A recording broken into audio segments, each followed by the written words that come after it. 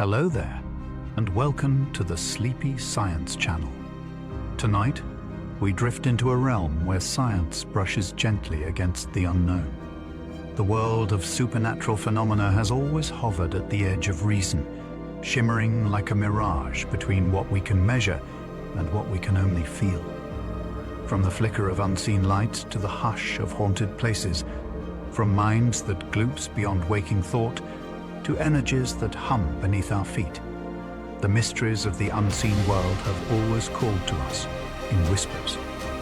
Some say these are signs of other worlds touching ours. Others believe they are reflections of the vast and restless landscape inside the human mind. Wherever the truth may rest, it is a story worth exploring, slowly and softly, in the quiet hours when the veil between wonder and understanding feels thinnest. If you enjoy these quiet journeys, I invite you to like, subscribe, or share a thought below. It helps others find their way here too, one sleepy soul at a time. But for now, just breathe. Let your eyes grow heavy, and let the unknown cradle your thoughts. Let's begin. The brain can create ghostly presences when certain regions are stimulated. Deep within the folds of the human brain lies a small region called the temporoparietal junction. When this area is electrically stimulated in scientific experiments, volunteers often report a vivid sense that someone unseen is standing just behind them, mirroring their every move. The presence feels real, but there is no one there. It is the brain's remarkable ability to map the body and its surroundings that, when disrupted, projects an image of another self. In extreme cases, people describe this phantom figure as watching, touching, or even pressing against them. Neurologists believe it is the mind's attempt to interpret confusion in the body's spatial signals. What once seemed supernatural may, in truth, be the brain's own shadow made conscious, a fleeting echo of the self mistaken for a spirit moving in the dark. Sleep paralysis may be the root of centuries of demon and witch tales. When the body slips into sleep, muscles become paralyzed to prevent acting out dreams. Occasionally, consciousness awakens before the paralysis fades, trapping the mind in a half-waking state. In this strange limbo, many people feel a crushing weight on their chest and see dark shapes hovering in the room. They try to scream or move, but the body will not respond. For centuries, this terrifying experience was blamed on demons, witches, or shadowy visitors sitting upon the chest of the sleeping. In truth, it is a natural glitch between sleep cycles. During these moments, the brain's dream imagery bleeds into waking perception, turning imagination into a temporary haunting. Those who understand it often find the fear lessons, leaving behind not terror but awe at how powerfully the sleeping mind can create entire worlds that feel utterly real. Infrasound can make people feel haunted without any spirits around. Infrasound refers to sound waves below the range of human hearing, often produced by storms, engines, or wind passing through tunnels and old structures. Though inaudible, these vibrations can resonate with the body, causing unease, dizziness, or the subtle feeling of a presence nearby. Some frequencies even vibrate at the same rate as the human eye, creating fleeting visual distortions that look like shadows moving in peripheral vision. Scientists have recreated these effects in laboratories and found that subjects report chills, anxiety, and sensations of being watched, even in empty rooms. Many so-called haunted locations share this acoustic signature, where infrasound hums through corridors or basements. It seems the unseen can sometimes be explained by air and vibration, yet the eerie emotional response it creates remains deeply human, revealing how sensitive our senses are to the invisible music of the world. Magnetic fields can trick the mind into feeling a supernatural presence. Subtle magnetic fluctuations can alter how the brain processes space and awareness. In certain experiments, Subjects placed inside a helmet generating shifting magnetic fields described vivid feelings of being observed or accompanied. Some sensed unseen figures standing beside them, while others felt drawn into a presence that seemed larger than themselves. Though these experiences were internally generated, they felt completely external and real.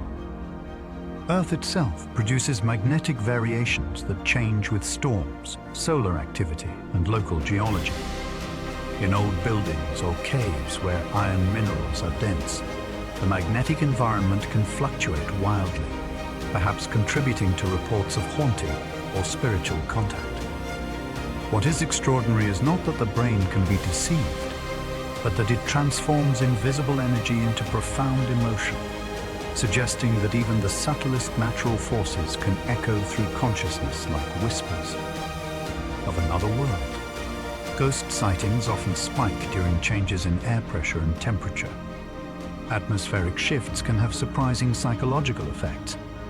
Rapid drops in barometric pressure, especially before storms, can cause headaches, dizziness, and changes in mood or perception.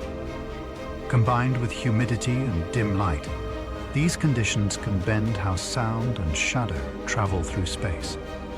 A door may creak, a whisper may carry, or a shape may distort into something uncanny. Many famous haunted places are drafty, poorly insulated structures that amplify these sensations. When temperatures fluctuate quickly, breath turns visible, objects expand and contract, and old materials grow. In moments like these, the environment becomes alive with subtle motion and sound, and the mind, ever alert for meaning, weaves them into a story. Perhaps that is why ghost stories have always thrived in stormy weather, when the world itself seems to breathe and sigh with invisible life just beyond our understanding.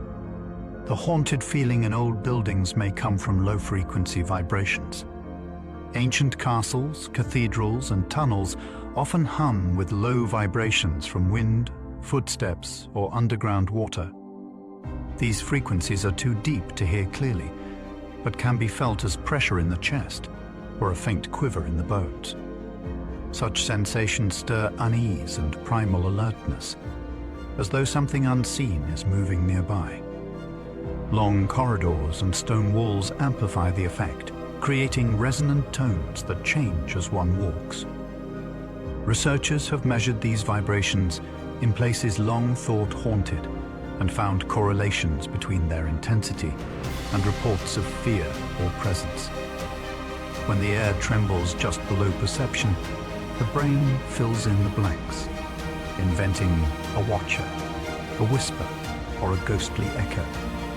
The building itself becomes an instrument playing upon the nerves, reminding us that sound is not only heard but also felt deep within the body. The human brain sees faces in random patterns as a survival reflex. Long before civilization, recognizing faces quickly meant survival. The mind evolved to detect eyes, mouths, and expressions, even in poor light. Today, that ancient reflex still fires when we look at shadows, tree bark, or clouds. This phenomenon, called pareidolia, can make lifeless objects appear animated and aware. In flickering candlelight or shifting darkness, a patch of texture might suddenly become a watching face. Once the pattern is seen, it is nearly impossible to unsee.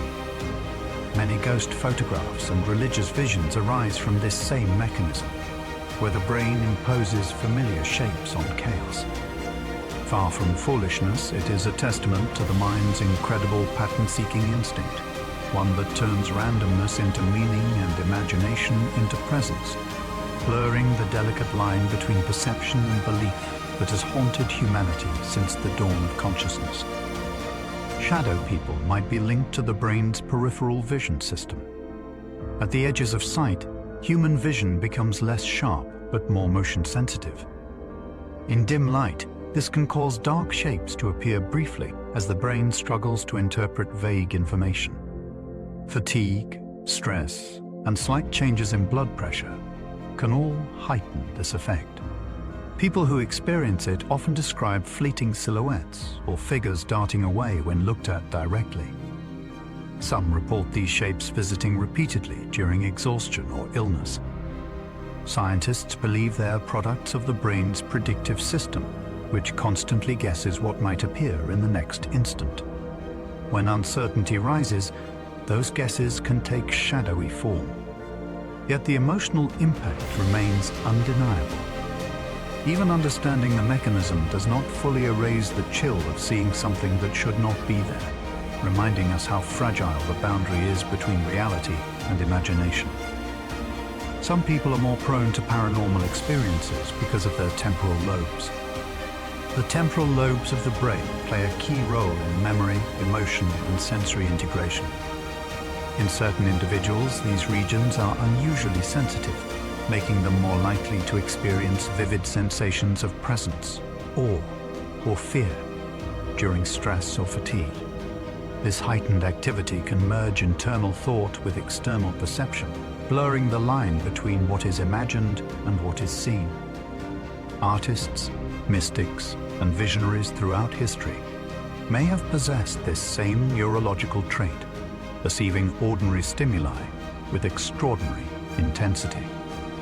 Some neurologists propose that temporal lobe sensitivity could explain both religious revelation and haunting encounters.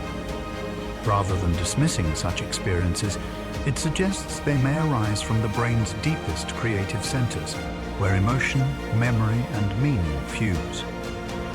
The supernatural, then, might be not an external force, but the mind glimpsing its own infinite potential. Hallucinations can occur in total darkness, even in the absence of any illness. When deprived of light and sensory input, the brain begins to create its own stimuli. In pitch-black rooms or caves, after only a few minutes, people start seeing shifting lights, faces, or landscapes. These visions are not dreams, but waking hallucinations produced by a restless visual cortex searching for input. Over time, they can become complex, with colors, movement, and even sound. Early explorers and monks who spent long periods in darkness often described meeting spirits or divine figures. Modern experiments confirm that such imagery is normal and universal. The mind cannot tolerate nothingness, so it fills the void with its own creations. In that silent theater, imagination and perception merge, turning emptiness into presence and isolation into revelation, as if the darkness itself has begun to dream through the one who waits inside it. Many UFO sightings coincide with secret aerospace experiments. Throughout the 20th century, countless mysterious lights were reported drifting silently across the night sky. In later decades, declassified documents revealed that many of these sightings occurred near restricted testing grounds where new aircraft were being developed. During the Cold War, both the United States and the Soviet Union tested high-altitude planes, stealth prototypes, and reconnaissance balloons that were decades ahead of public knowledge. The unusual movements, speeds, and shapes of these craft defied the imagination of those who saw them. Without context, they seemed unearthly. Even now, when governments conduct atmospheric or orbital experiments, patterns of UFO reports rise sharply in the surrounding regions. What seems supernatural is often the edge of innovation, glimpsed before its time.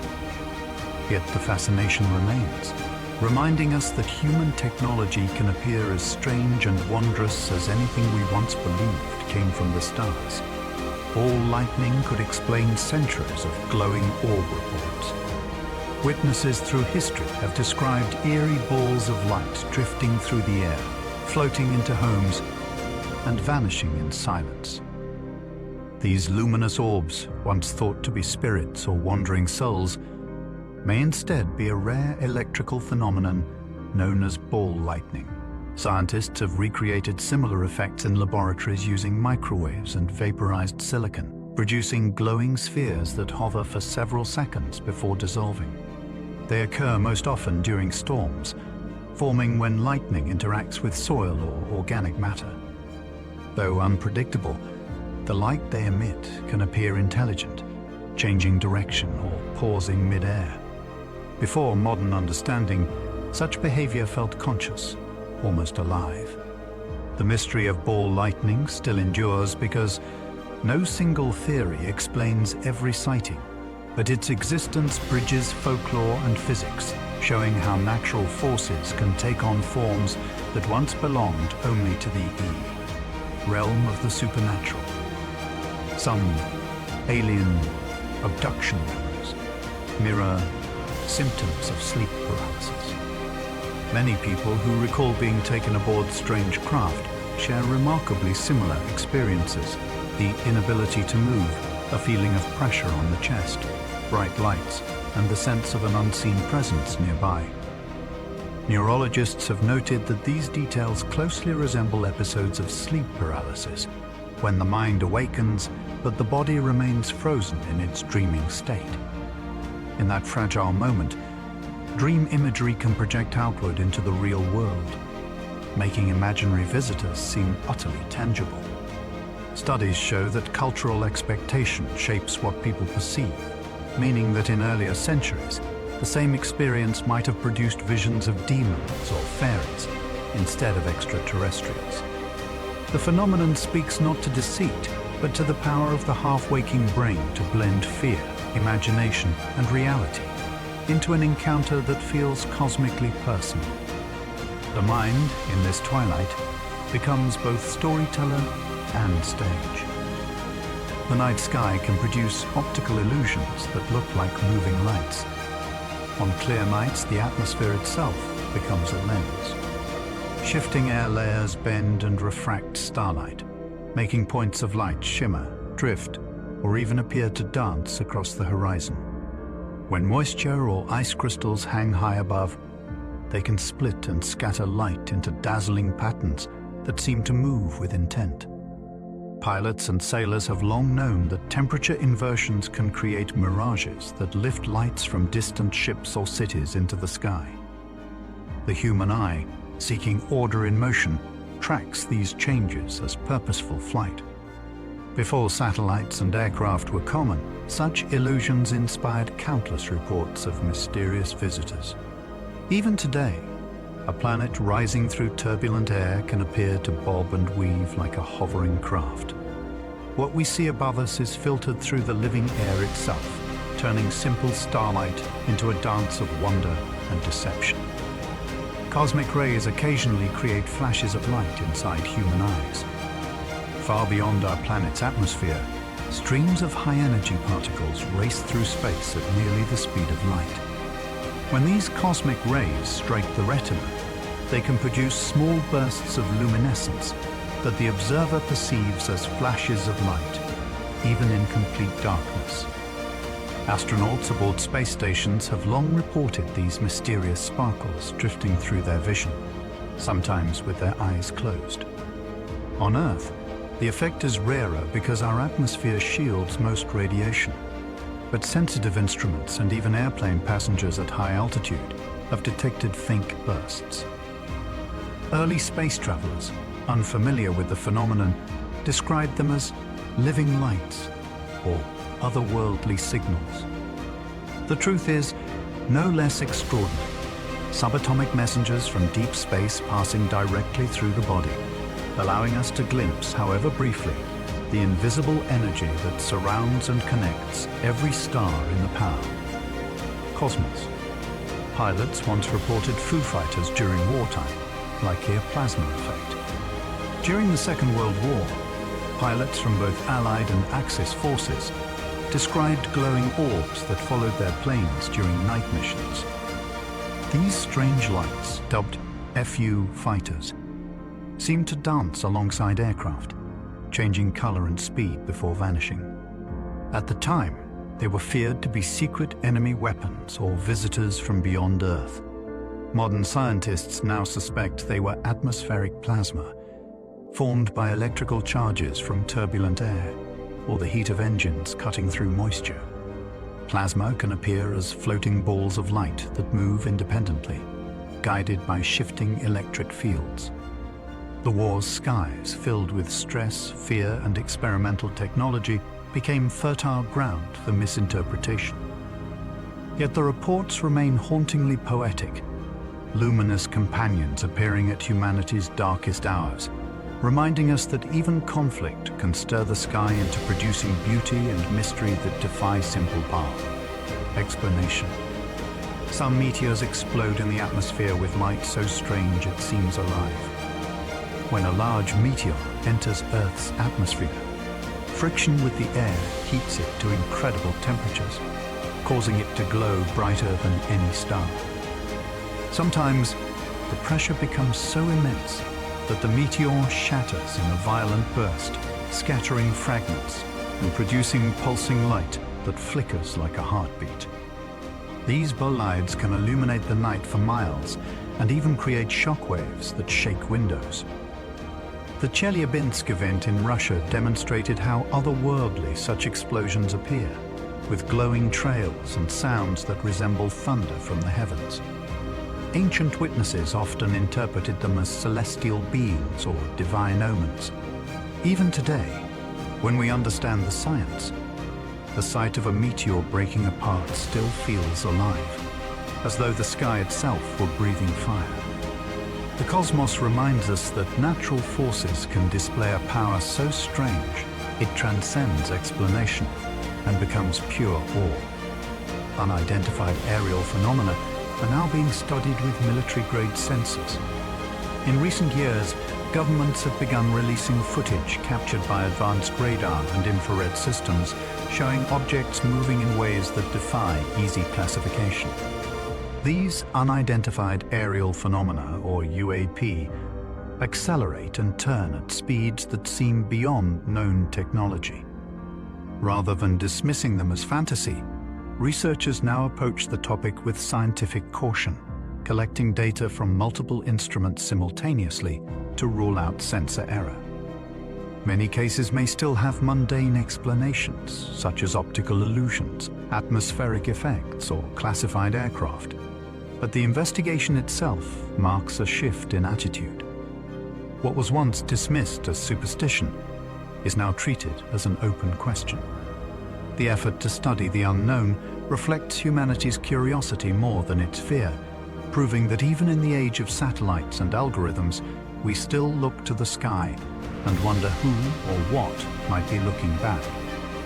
The human eye can mistake Venus for a hovering craft because of atmospheric refraction.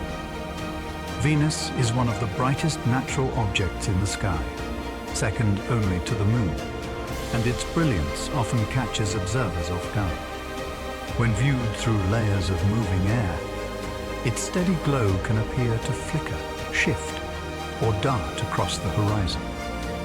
For centuries, countless UFO sightings have occurred when Venus was low in the sky, creating the illusion of movement or proximity. The planet's slow rise and descent can mimic a hovering light following a traveler at night. To the naked eye, its apparent motion seems deliberate, as though controlled. Once understood, the illusion reveals how the atmosphere acts as both artist and trickster, reshaping the heavens into forms that stir imagination. Venus, named for the goddess of beauty, continues to enchant us, its steady radiance transformed by earthly air into a mystery of living light. Radar ghosts can be caused by temperature layers in the sky. Radar systems, designed to detect objects by bouncing radio waves through the atmosphere, can sometimes produce echoes where nothing solid exists. This happens when layers of warm and cool air bend the waves back toward the ground, creating phantom targets that appear to move across screens. During the early days of radar research, these ghosts led to confusion and even alarm, as operators tracked shapes that seemed to vanish without trace. The same atmospheric conditions that create mirages for the eye can also deceive machines. Pilots chasing these illusions sometimes reported visual lights that mirrored the false radar returns, linking technology and perception in a shared hallucination. Though we now understand the physics, The idea of invisible layers of air conjuring apparitions in both instruments and imagination reminds us that even science has its phantoms, dancing within the sky's hidden architecture. Haunted sounds can resonate at the same frequency as the human eye's structure. Low-frequency vibrations between 18 and 19 Hertz can interact subtly with the human body, especially the eyeballs. When air or machinery vibrates at this rate, it can cause visual distortions like faint shadows or flashes in peripheral vision. Engineers once discovered this effect in a laboratory where workers reported a ghostly presence, only to find a ventilation fan producing that precise tone. When the fan was turned off, the haunting vanished. The frequency is too low to be consciously heard, yet the body feels it as pressure and unease. Cathedrals, tunnels, and old buildings often generate similar resonances, especially when wind flows through narrow spaces. Such vibrations may have inspired many ghost stories long before science could measure them. It is remarkable that something as simple as sound, when slowed beyond hearing, can reach into perception and stir ancient instincts of fear and wonder. Cold spots in haunted houses often match areas of airflow turbulence. Visitors exploring haunted places frequently report sudden chills or temperature drops that seem confined to certain spots. Investigators using thermal cameras and airflow sensors have found that these areas usually correspond to drafts, vents, or convection currents created by uneven heating.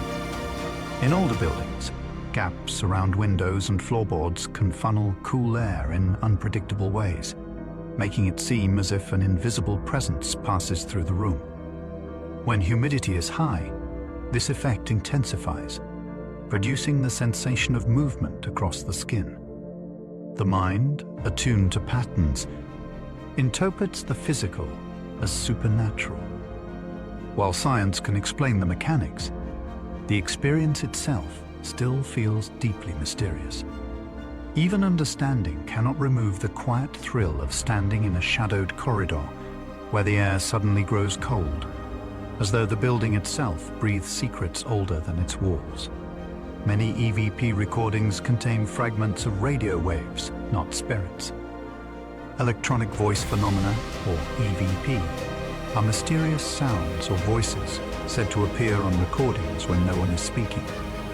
Enthusiasts often interpret them as messages from the dead. However, research has shown that many of these recordings capture stray fragments of radio broadcasts or environmental noise that mimics speech patterns. Sensitive microphones and poorly shielded cables can pick up distant transmissions reflected off metal surfaces or carried by weather conditions. When these faint signals mix with static, the brain instinctively searches for recognizable words, a process called auditory pareidolia. It is easy to hear meaning where there is none, especially when expectation is high. Yet the fascination with EVP endures because it sits at the crossroads of technology and mystery, revealing both the mind's hunger for connection and the universe's endless ability to whisper through the static. High carbon monoxide levels once made entire families believe their house was haunted. In the late 19th and early 20th centuries, before modern ventilation, gas lamps and faulty furnaces sometimes leaked carbon monoxide into homes. The invisible gas caused headaches, dizziness, hallucinations, and feelings of dread. People would see figures, hear voices, or sense a malevolent presence stalking their rooms.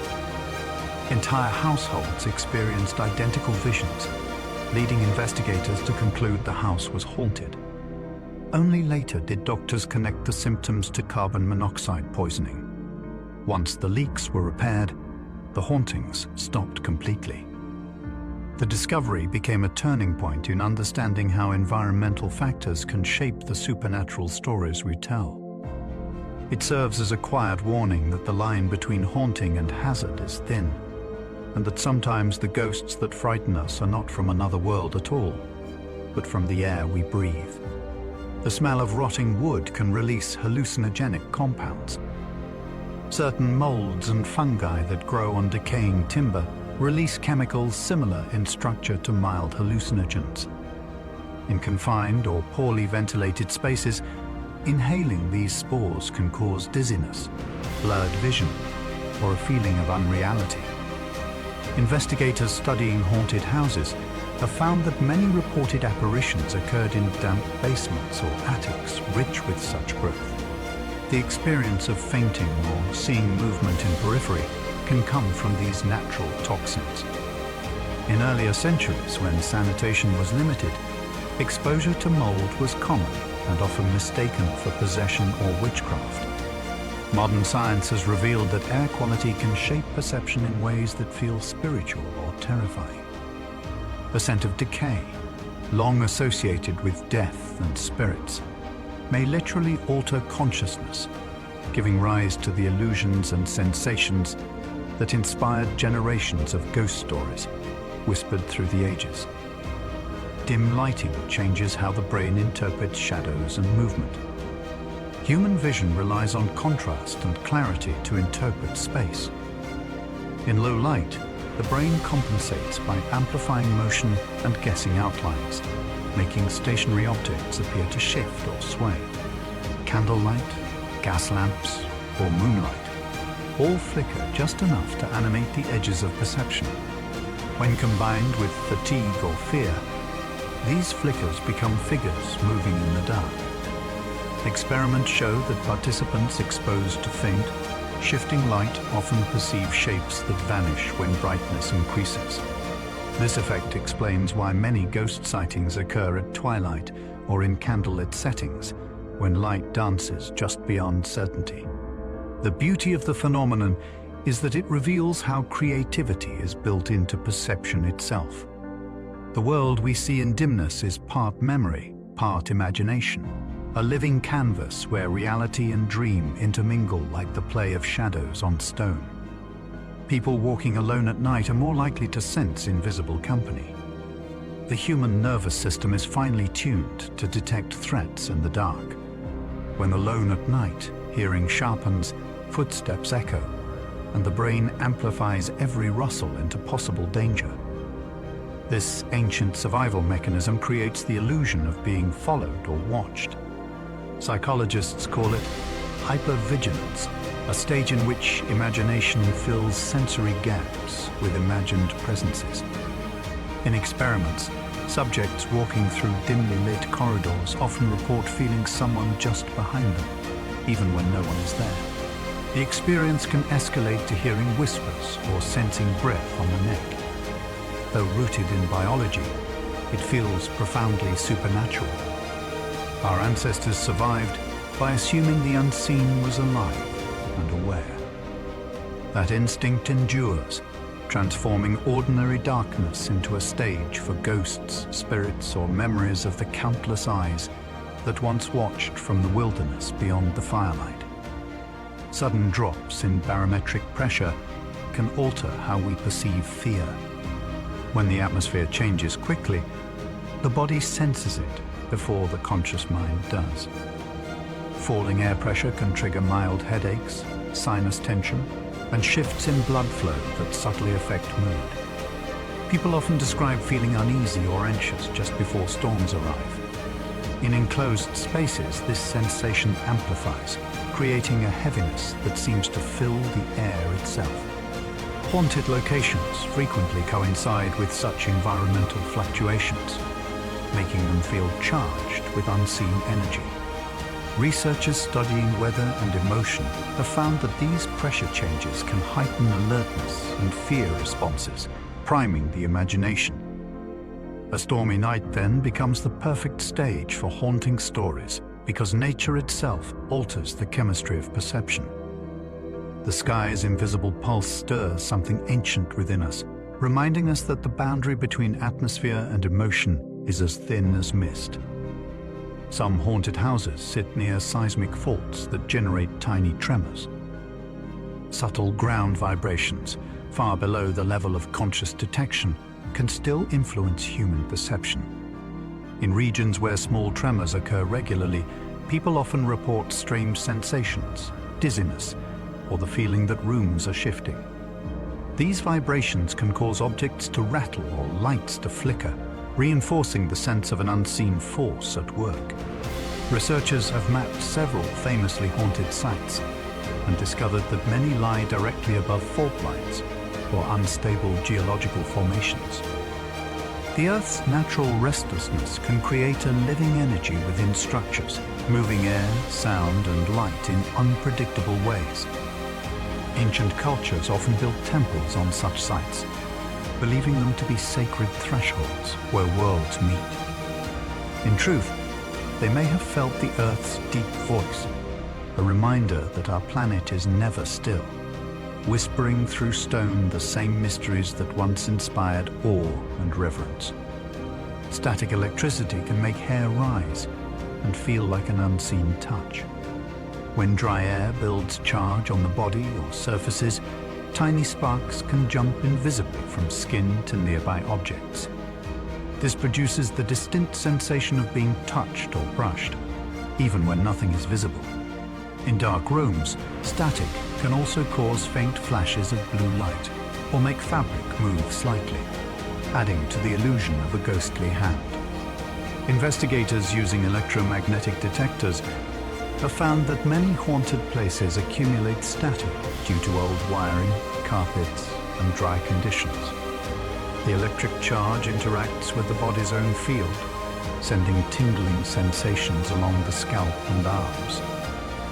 Long before the science of electricity was understood, such moments felt deeply supernatural.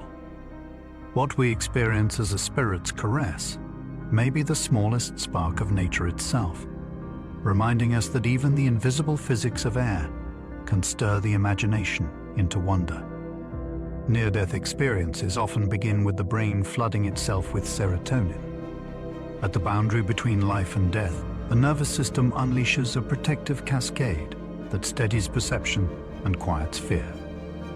Among these signals, serotonin rises sharply, bathing neural circuits with a balancing influence that can heighten color, intensify imagery, and produce a deep sense of calm.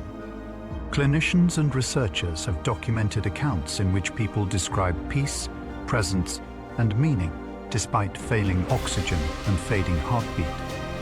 This chemistry helps maintain coordination across networks so that thoughts do not fragment into panic.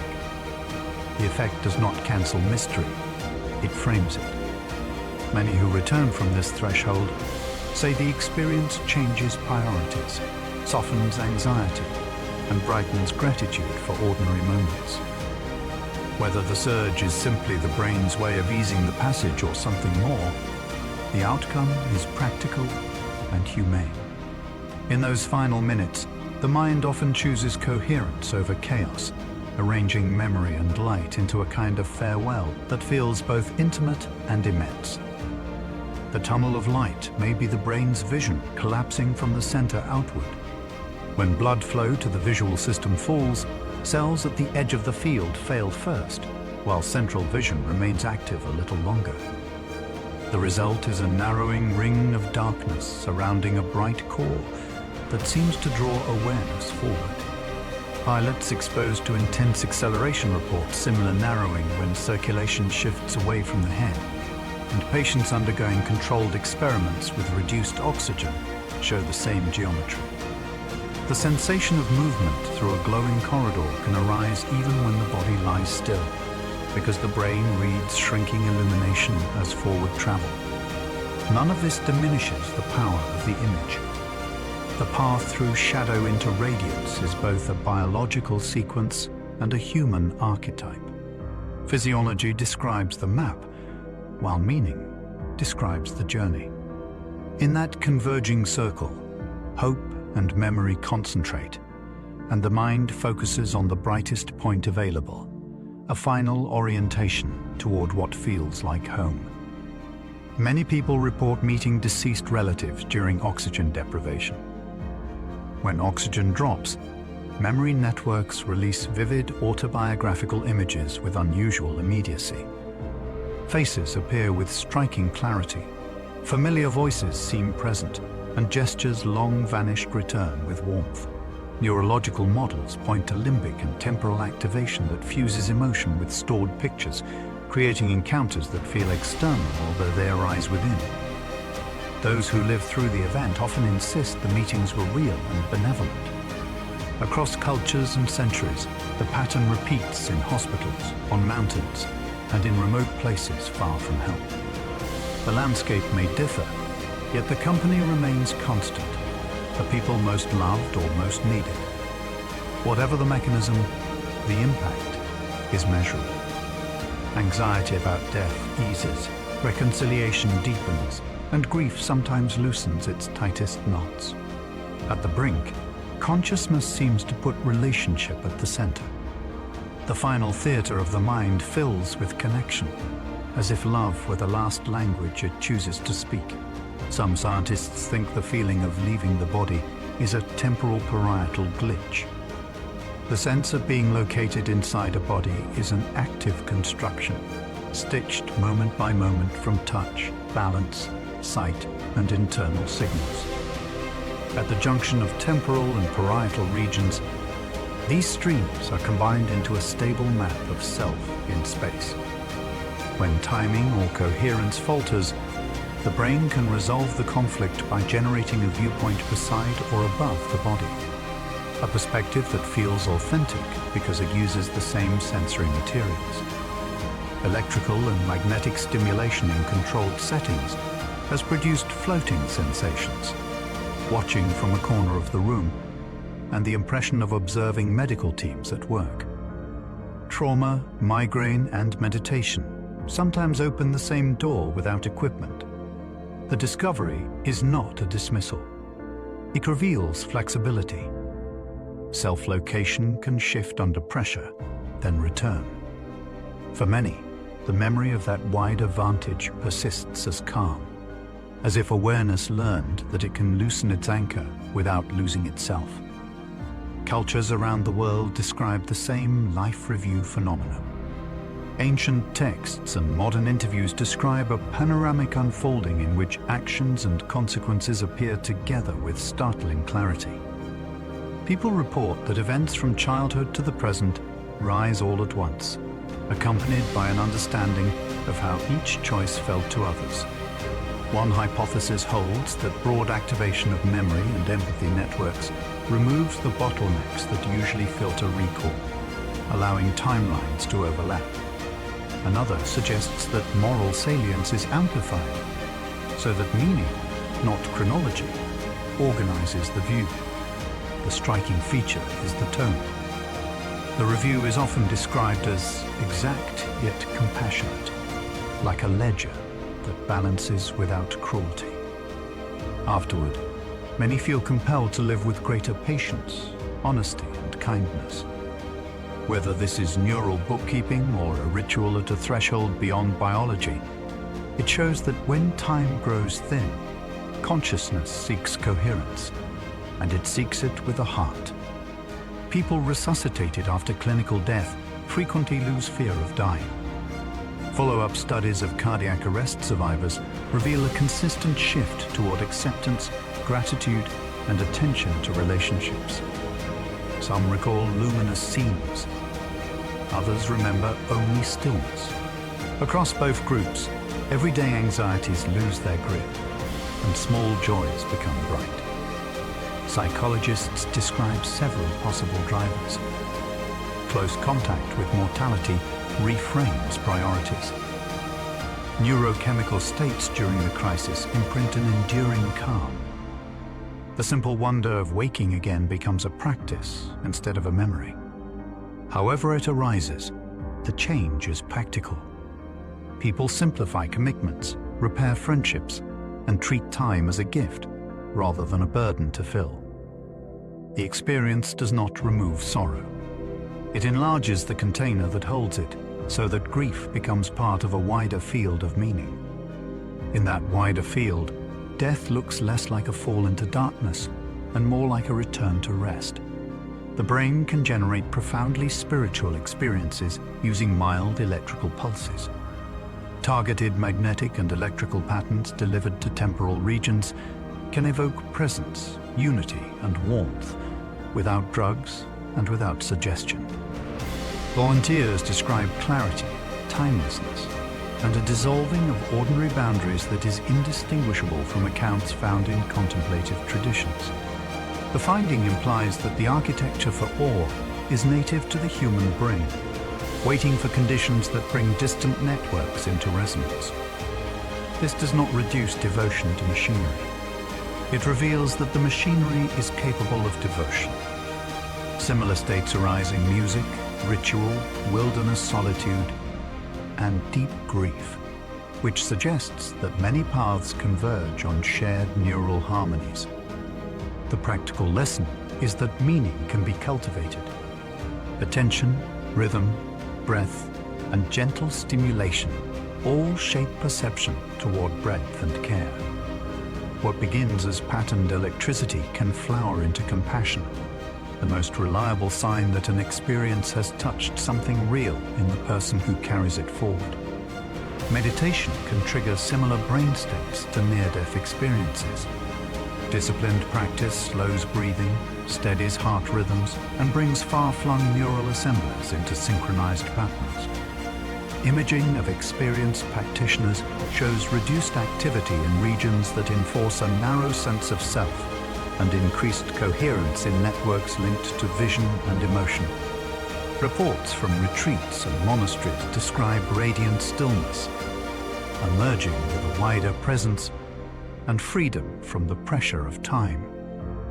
The overlap with accounts from the edge of life suggests that transcendence is not reserved for crisis.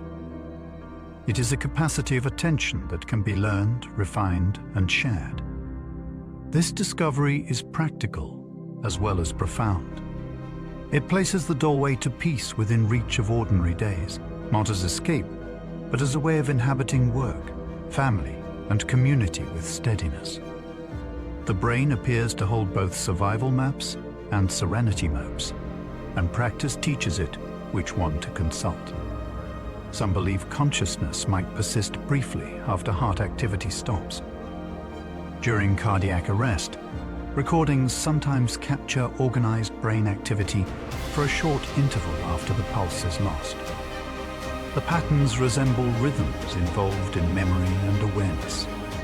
People who are later revived occasionally recount specific details from the scene, describing sounds and sequences that can be verified by staff. Explanations include residual processing and last bursts of coordinated firing that weave perception into a coherent moment before fading. The possibility does not claim immortality. It challenges the idea that awareness ends at a single instant. It hints at a gradient, a twilight in which the mind may still gather experience as systems shut down. Even if brief, this window carries weight. It invites gentleness in care, humility in claims, and a sense that endings can contain a surprising amount of life. The sense of floating above the body can be induced in virtual reality experiments. Researchers align a visual avatar with synchronized touches delivered to the participant, and then shift the camera view a short distance away. Within moments, ownership migrates toward the visible body, and perspective lifts as if attention had stepped outside its usual frame. Measurements show that people reach toward the avatar as if it were the true location of self, while their physical hands remain elsewhere. The demonstration reveals that selfhood depends on agreement among senses rather than on a fixed place. Break the agreement, and the map redraws itself. For those who have known spontaneous departures during illness or meditation, this controlled mirror offers both validation and explanation. The experience is not weakness. It is flexibility. Awareness can relocate and then return, like a traveler who finds a new overlook and learns something by seeing from a height. Reports of poltergeists often coincide with puberty or emotional stress. Case histories repeatedly show disturbances emerging in households during adolescent transitions or periods of intense strain. Sleep becomes irregular, attention narrows to threat, and sensitivity to noise and movement rises. Small incidents cluster into patterns that feel charged, and meaning collects around knocks, creaks, and shifting objects. Sometimes drafts or loose fixtures provide the initial sparks. Sometimes human anxiety supplies the fuel. When families address the stress through rest, conversation, and support, the disturbances often fade without rituals or confrontation. The story remains compelling because it externalizes inner weather. Doors slam like anger, taps click like worry, and lights flutter like grief. The resolution is likewise human. Calm returns, and with it a simple quiet that feels like blessing. In this frame, a house becomes a barometer of the hearts within it. Some psychokinesis studies suggest random number generators shift slightly with intense focus. Devices that produce sequences intended to be purely random have, in some trials, shown tiny deviations when participants concentrate on biasing outcomes. The effects are small, yet the persistence across repeated sessions keeps investigation alive. Skeptics point to selection errors and subtle artifacts. Advocates call for refined protocols, broader datasets, and transparent pre-registration. Whatever the verdict, the work illuminates a deeper question. Is awareness only observer, or can it nudge probability in ways not yet modeled? The most intriguing reports come when effort softens into relaxed attention, a state described as clear, steady, and connected. Even if the deviations vanish under stronger controls, the research leaves a gift. It reminds science to be humble, and it reminds seekers to be rigorous, so that curiosity and caution can walk together without losing their step. No physical object has ever been proven to move without external force. Across decades of careful testing, alleged telekinesis has not produced motion that survives strict controls. When objects slide or jump, investigators usually uncover vibration, airflow, magnetism, static, misperception, or unintentional influence. This conclusion upholds the durable laws of momentum that let bridges stand and spacecraft navigate. Yet the dream of mind over matter persists because it points to something true about agency. Intention may not lift a cup across a table, but it lifts a person across a life, shaping choices that shape worlds. Science draws the boundary kindly and invites wonder to flourish where it is strongest, in creativity, compassion, and shared meaning. Within those fields, thought does move matter through hands and tools and communities, a quieter miracle that requires no broken rules to astonish. Microseismic vibrations can cause objects to rattle on their own. The planet carries a constant hum generated by ocean waves, distant storms, and faraway earthquakes. Buildings can amplify these faint signals so that shelves tingle, windows tick, and fixtures sway in otherwise still rooms. Sensitive instruments reveal regular patterns that match known microseisms, confirming a planetary rather than paranormal source. In the quiet of night, when other sounds fall away, these subtle motions step into the foreground and acquire a feeling of intention. The explanation does not erase the wonder. A creak can be the touch of wind crossing a sea and arriving through stone. A knock can be the echo of weather translated by joists and nails. To notice this is to hear a kind of music, the slow rhythm of earth playing through the architecture that shelters us. Electrical appliances sometimes activate spontaneously from power fluctuations.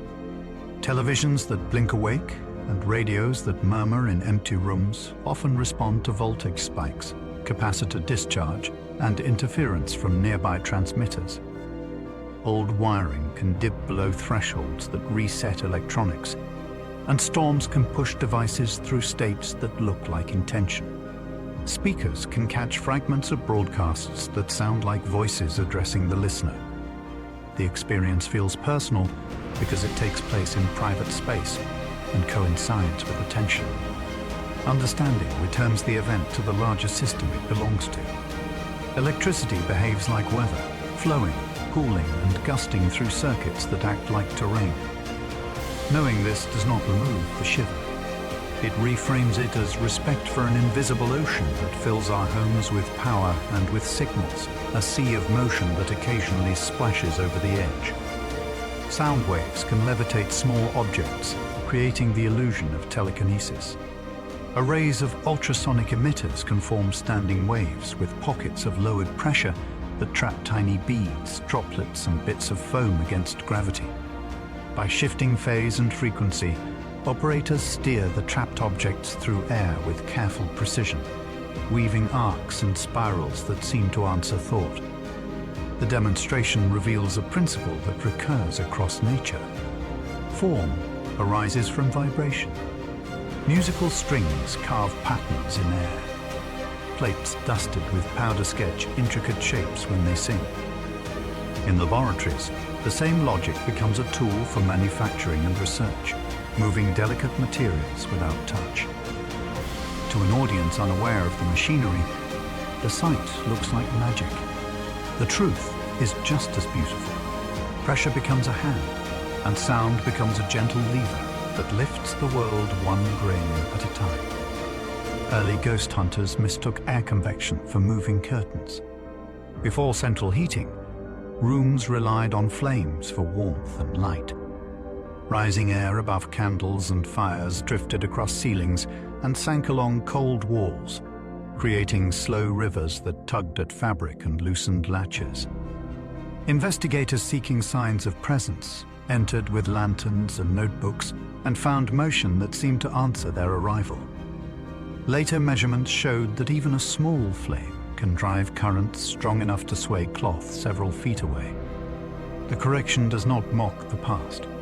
It honors observation and improves it. Wonder matures from superstition into physics without losing its sparkle. The same movement that once suggested spirits now teaches fluid dynamics in classrooms, and the same flicker that once startled a watcher now invites a question. What path is the air taking through this room? Static charges from clothing can knock small items over. Rubbing fabrics transfers electrons and builds fields that reach into the surrounding air. In dry conditions, a fingertip can release a tiny burst that lifts a thread or nudges a slip of paper as surely as a breath. Sparks sometimes flash blue between hand and metal, making motion feel intentional when it is only the weather of charge. Many classic reports of small objects shifting in still rooms can be recreated with sweaters, carpets, and a few steps taken in socks. The phenomenon does not drain wonder from the scene. It redirects wonder toward the quiet powers that run through ordinary life. The same electricity that cracks in thunderheads travels softly along cuffs and pages, animating the world in miniature and reminding us that even stillness hums. Laboratory studies show people overestimate their influence during coincidences. When desire and outcome appear near each other, the mind stitches a story that places intention at the center. Experiments with random processes show that participants remember alignments that confirm their wishes and forget the many that do not, building a picture of control out of uneven recollection. This is not foolishness. It is a feature of a brain built to find patterns in noise, a gift that once aided survival and still fuels creativity. The same impulse that writes superstition also writes poetry and science, both attempts to connect events with meaning. By noticing the bias, we keep the gift while limiting the cost. Coincidence becomes a prompt for curiosity rather than proof of power, and wonder survives alongside honesty about chance. Poltergeist events often cease when psychological tension in a home resolves. Long observations reveal that clusters of disturbances tend to fade when families address grief, anger, or uncertainty. Better sleep follows hard conversations. Attention stops scanning for threat, and small noises lose their alarming edge.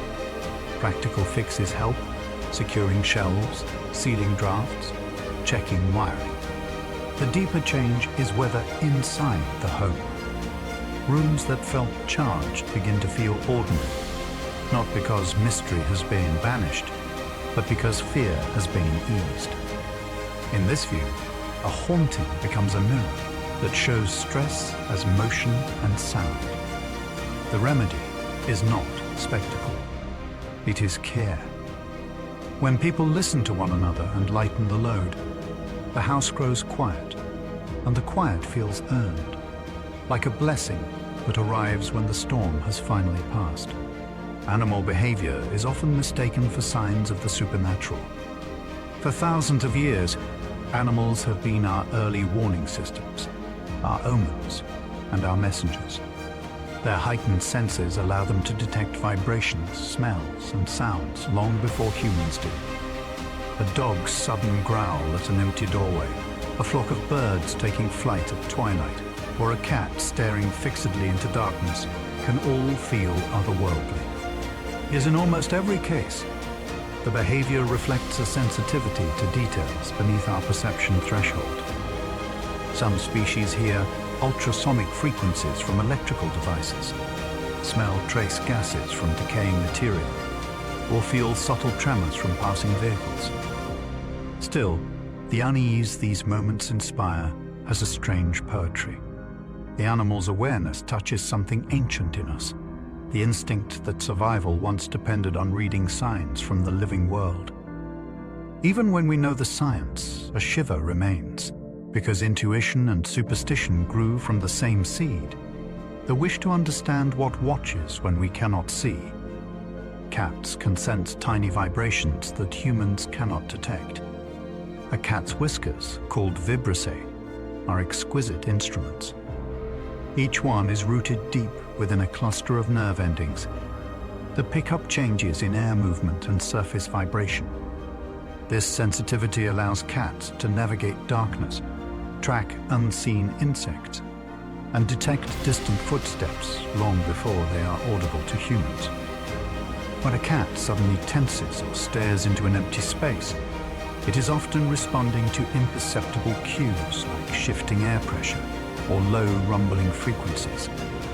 In folklore, such behavior became a sign of spirits or energies invisible to people, because the animal's reaction seemed too precise to be random. Science now reveals that cats simply occupy a sensory world richer in texture than our own. Yet the fascination endures. Watching a feline pause and listen to silence reminds us that reality has layers we rarely feel, and that nature has given some creatures a closer touch on the pulse of the unseen. Dogs sometimes bark at electrical hum frequencies below human hearing. Domestic dogs possess hearing that stretches far beyond the upper and lower limits of human perception. They can detect sounds between roughly 15 and 60,000 hertz, including the deep vibrations of electrical transformers, underground cables, and appliances. When a dog suddenly barks at an empty corner or whines near a wall, it may be responding to subtle vibrations in wiring or to low-frequency hums generated by alternating current. The noise may carry emotional weight because the animal reacts to what we cannot verify. In earlier centuries, such behavior was seen as evidence of invisible company, as though the dog were guarding its owner from an unseen visitor. Today, acoustic measurements often uncover a rational explanation, yet the moment remains uncanny. A companion animal looking into darkness and sounding an alarm awakens an ancient awareness that the world hums with energies our bodies no longer hear. Infrasound from ocean waves can travel miles and cause unease.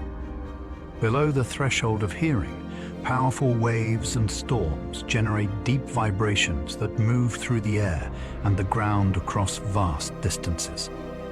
These waves, known as infrasound, can rattle windows, shift pressure within the ear, and subtly resonate in the chest.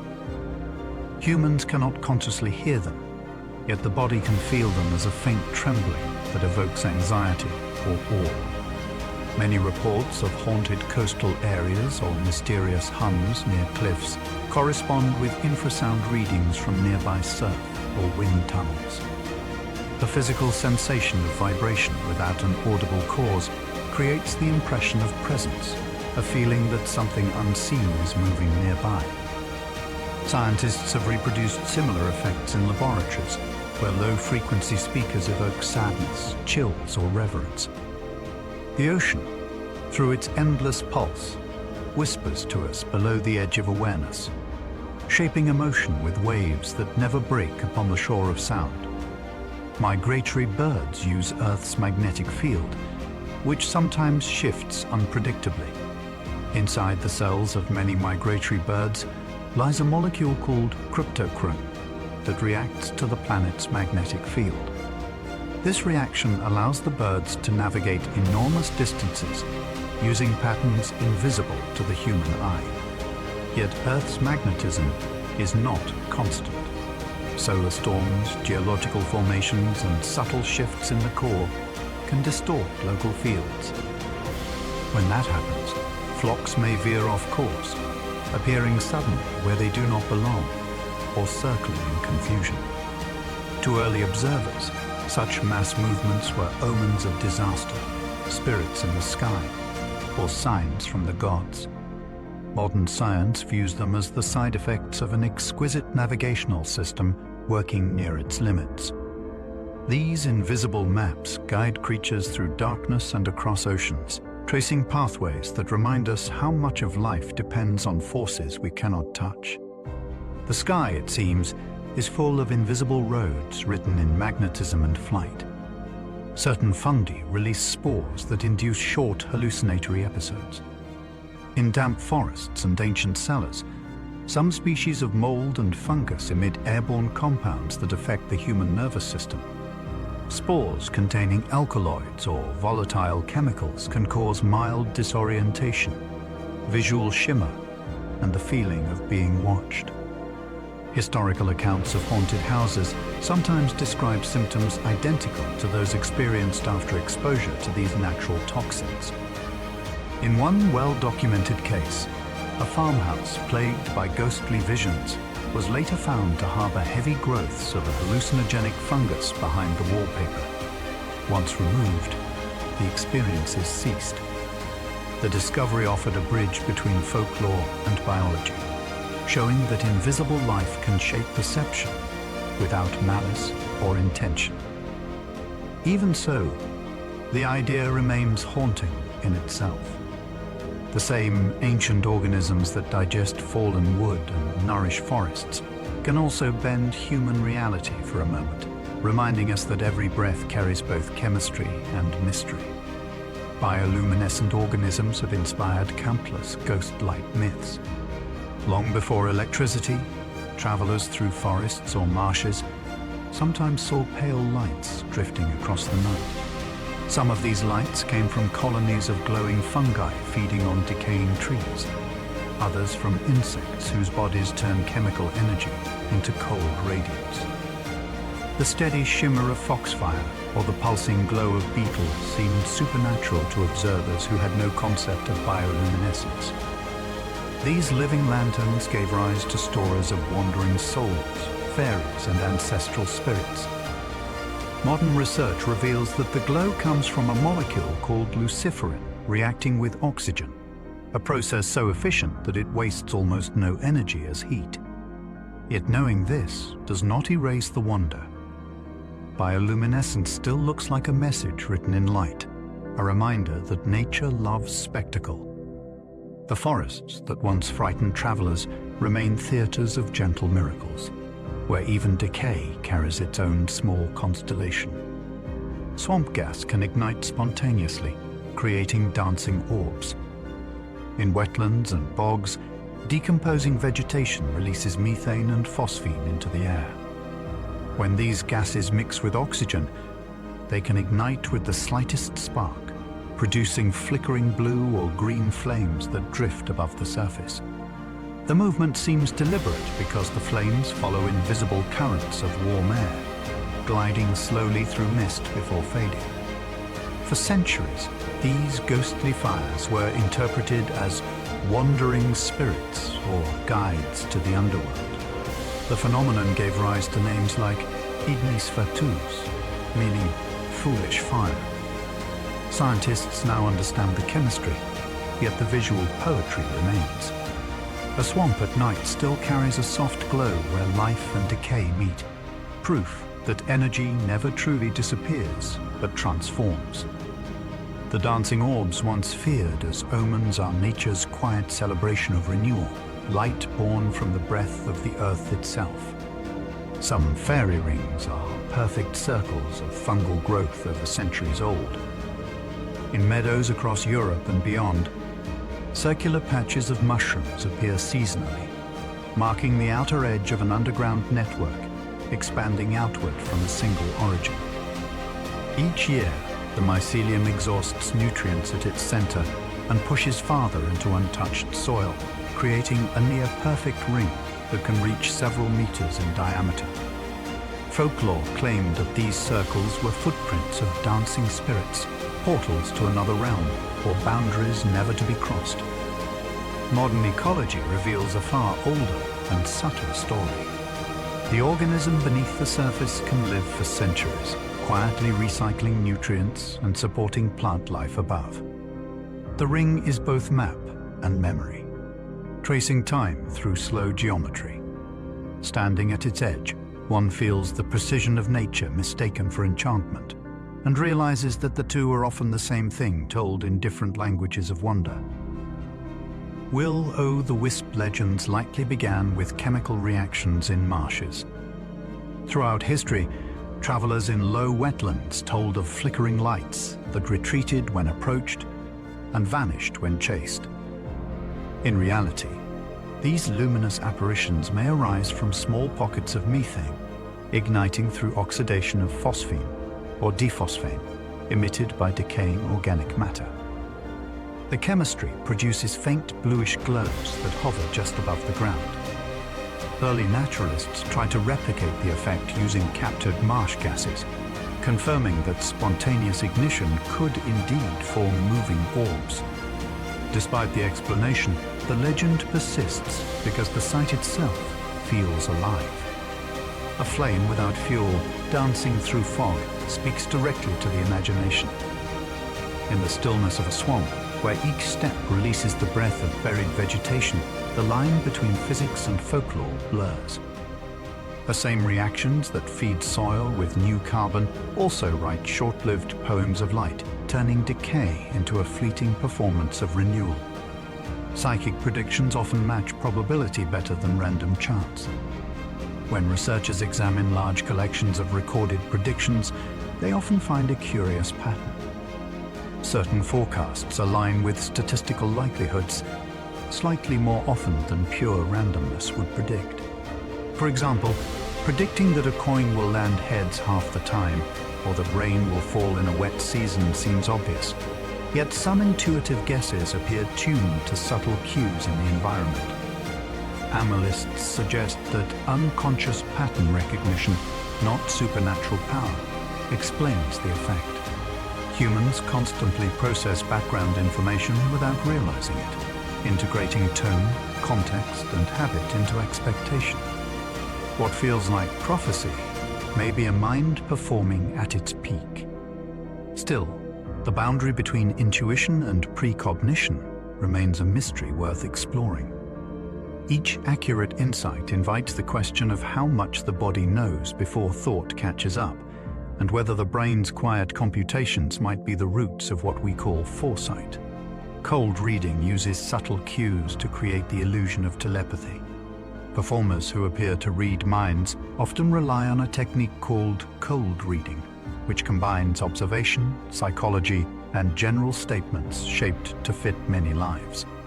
By paying close attention to posture, clothing, and micro-expressions, a skilled reader can infer age, temperament, or recent experience. They begin with broad suggestions that sound personal, then refine their claims based on the subject's reactions.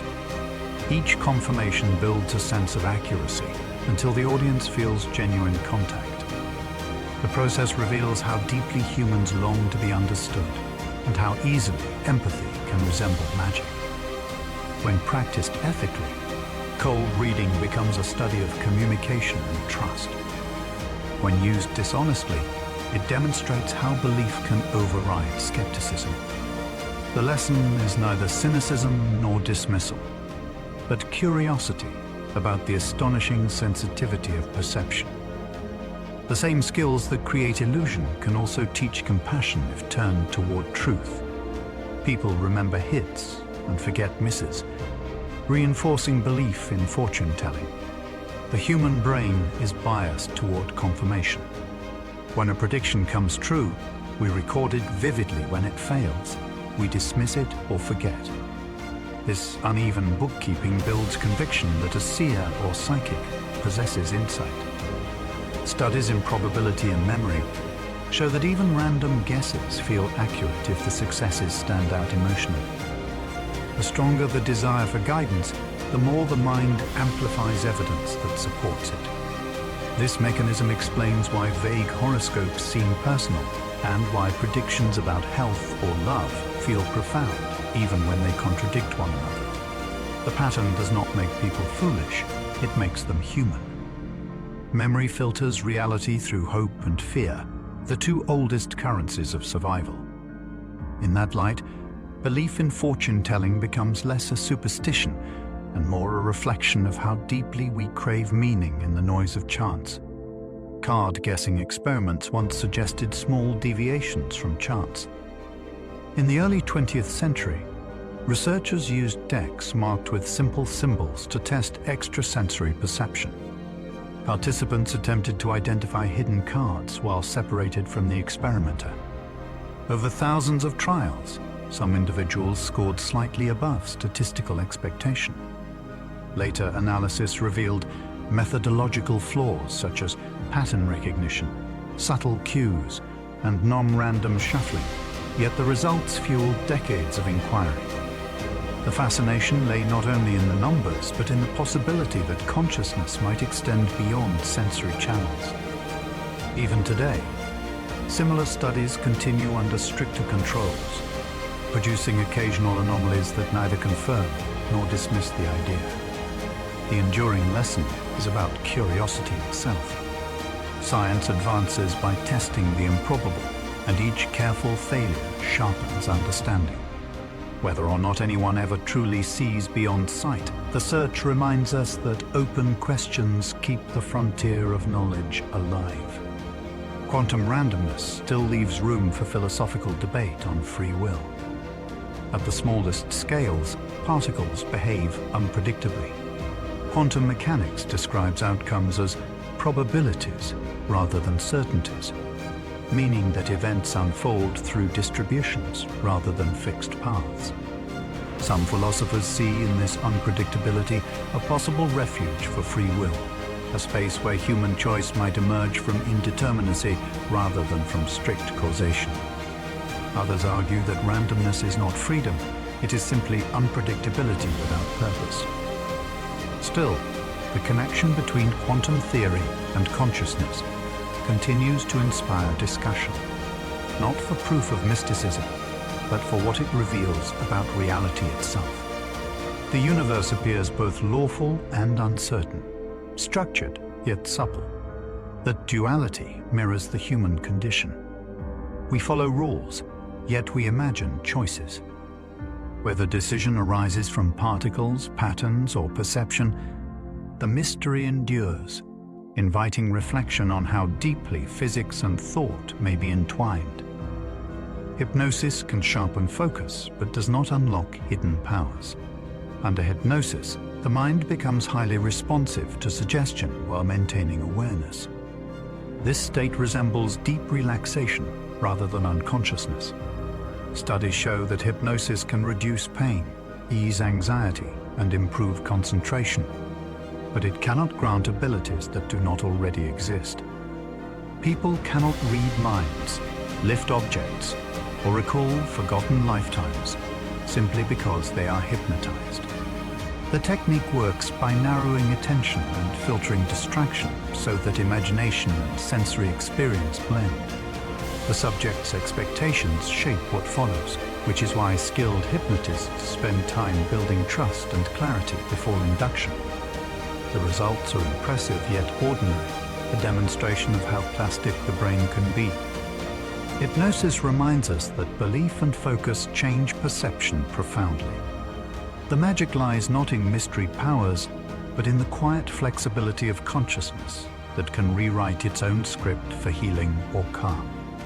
Some people genuinely experience synesthesia that feels like extrasensory perception. For a small percentage of individuals, sensory pathways cross in unusual ways. A sound may evoke a color, a number may have a texture, or a name may taste of citrus or smoke. This blending, known as synesthesia, is not imagination but stable wiring that links separate regions of the brain.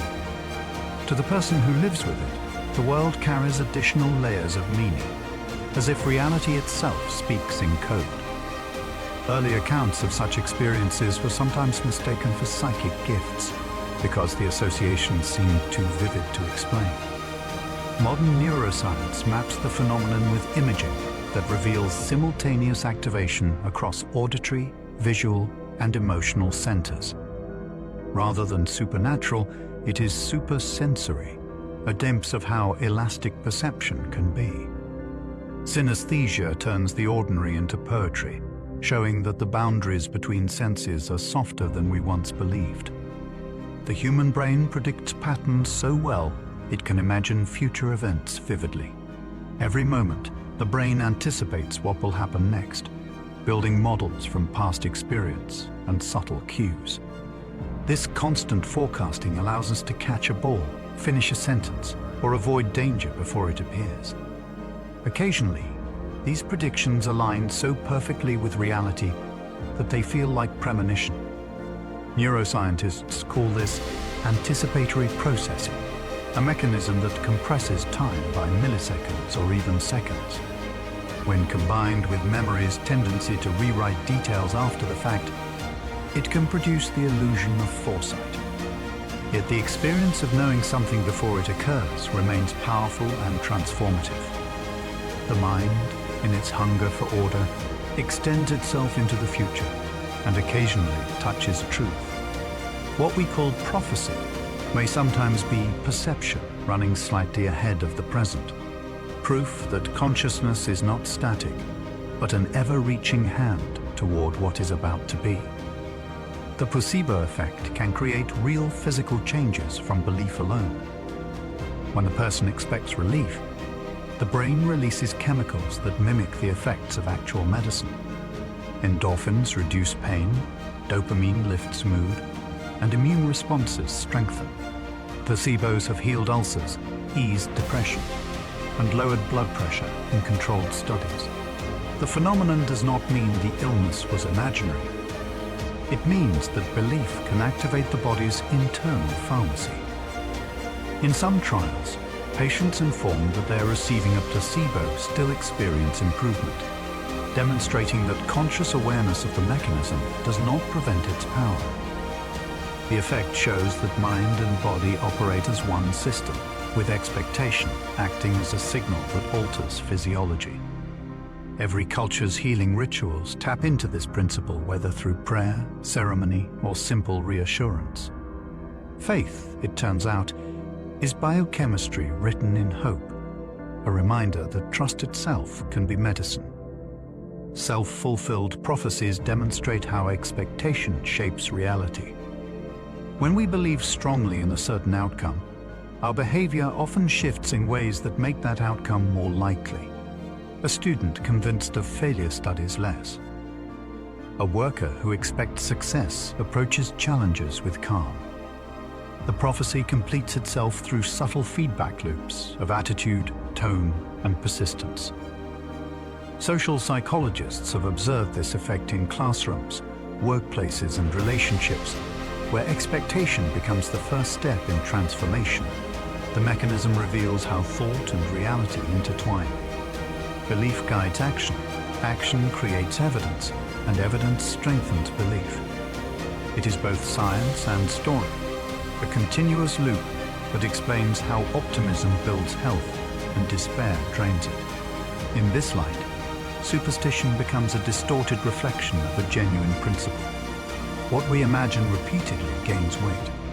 The line between psychological and physical consequence blurs, reminding us that every prediction is also a seed. Time deception can distort during intense emotional moments. When the mind is flooded with adrenaline, the networks that track time begin to stretch and compress perception.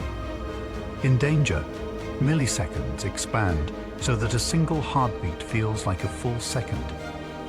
In moments of awe or joy, time can vanish entirely. The brain does this by altering the rate at which sensory information is recorded and consolidated. Under stress, the amygdala floods memory circuits, preserving more detail than usual, which later makes the event seem longer.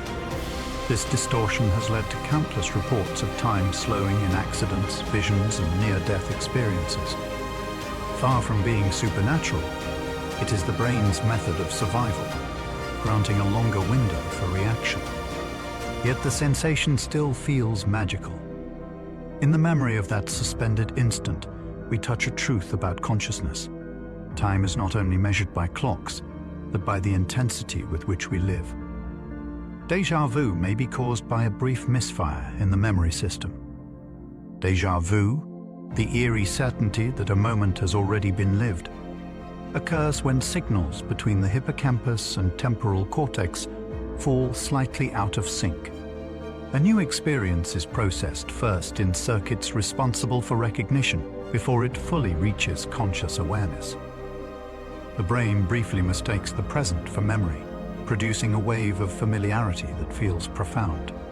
Researchers studying epileptic patients who experience frequent déjà vu can trigger the effect by stimulating these regions directly. It is not evidence of past lives or prophecy, but of how close memory and perception sit together in the neural map. The phenomenon reveals the brain's efficiency, linking new input instantly to stored patterns to interpret meaning. When timing slips by a fraction of a second, the system shows its gears, and we glimpse the machinery of remembering as it folds upon itself. Some people experience jamais vu, when the familiar feels strangely new. The counterpart to déjà vu is jamais vu, a sudden estrangement from the ordinary. A person may look at a familiar face or word and feel it has become foreign. The phenomenon arises when recognition circuits momentarily fail, causing the mind to treat the known as unknown. Linguists studying repetition fatigue observe that saying a word aloud many times can trigger the same effect, stripping it of meaning until it sounds alien. Neurologically, jamais vu highlights how fragile familiarity is, depending on constant feedback between perception and memory. When that loop falters, the everyday becomes uncanny. For those who experience it, the world tilts gently, reminding us that stability is a construction of continuous agreement between brain and environment. When that agreement pauses, the ordinary reveals its strangeness, and even our own reflection becomes a question. Premonition dreams are often coincidences enhanced by memory bias. Dreams regularly draw on fragments of recent experience, weaving them into imaginative predictions. When a future event resembles a dream, the match feels prophetic, but psychology offers another explanation. The brain's vast output of nightly imagery guarantees that some dreams will align by chance with later reality. Memory bias strengthens the illusion by selectively recalling hits and forgetting misses by. After something surprising happens, the mind scans its archives for anything that fits and reshapes fragments to form a coherent narrative. Studies of dream diaries show that when all entries are counted, apparent predictions occur no more often than chance. Yet the experience feels significant because it satisfies the brain's deep drive for pattern recognition. Dreams mirror our lives so intricately that coincidence feels like design, a comforting reminder that the subconscious is always rehearsing what tomorrow might bring. The human brain can simulate future scenarios in incredible detail. Imagination is not a passive gift, but an active prediction engine. When we picture tomorrow's events, the same regions that process memory light up to project the future. This capacity allows humans to plan, hope, and worry. Neuroimaging shows that the prefrontal cortex and hippocampus cooperate to assemble sensory fragments into scenes that have never occurred. The vividness can be so strong that imagined events carry emotional weight equal to real memories. This mechanism explains why rehearsing an action improves performance and why anxiety can feel like lived experience. The brain constantly runs simulations to test possibilities, a rehearsal for survival. From this biological skill arise prophecy, foresight, and intuition. What was once called vision is the mind performing its oldest art, turning imagination into a laboratory where time is fluid and the future becomes briefly tangible. Some people with epilepsy report knowing events moments before they occur. Certain forms of temporal lobe epilepsy produce a brief aura before a seizure, an interval filled with heightened awareness, emotion, or clarity. During this time, individuals sometimes report sensing things just before they happen. Science attributes this to unusual synchronization between sensory and emotional centers as electrical activity builds. The brain, hyper-alert and misfiring, predicts incoming stimuli milliseconds in advance, creating the illusion of precognition. Yet the feeling of insight is genuine and often described as sacred or cosmic. Such episodes have inspired religious revelations and creative breakthroughs throughout history. The boundary between illness and inspiration is thin because both involve the brain's capacity to expand perception. These moments reveal how delicate timing defines experience and how a storm of neurons can make the ordinary scene illuminated with meaning beyond its measure. The feeling of being watched may come from subconscious detection of motion. Humans evolved as both predators and prey, equipped with an acute ability to sense when another creature's attention falls upon them.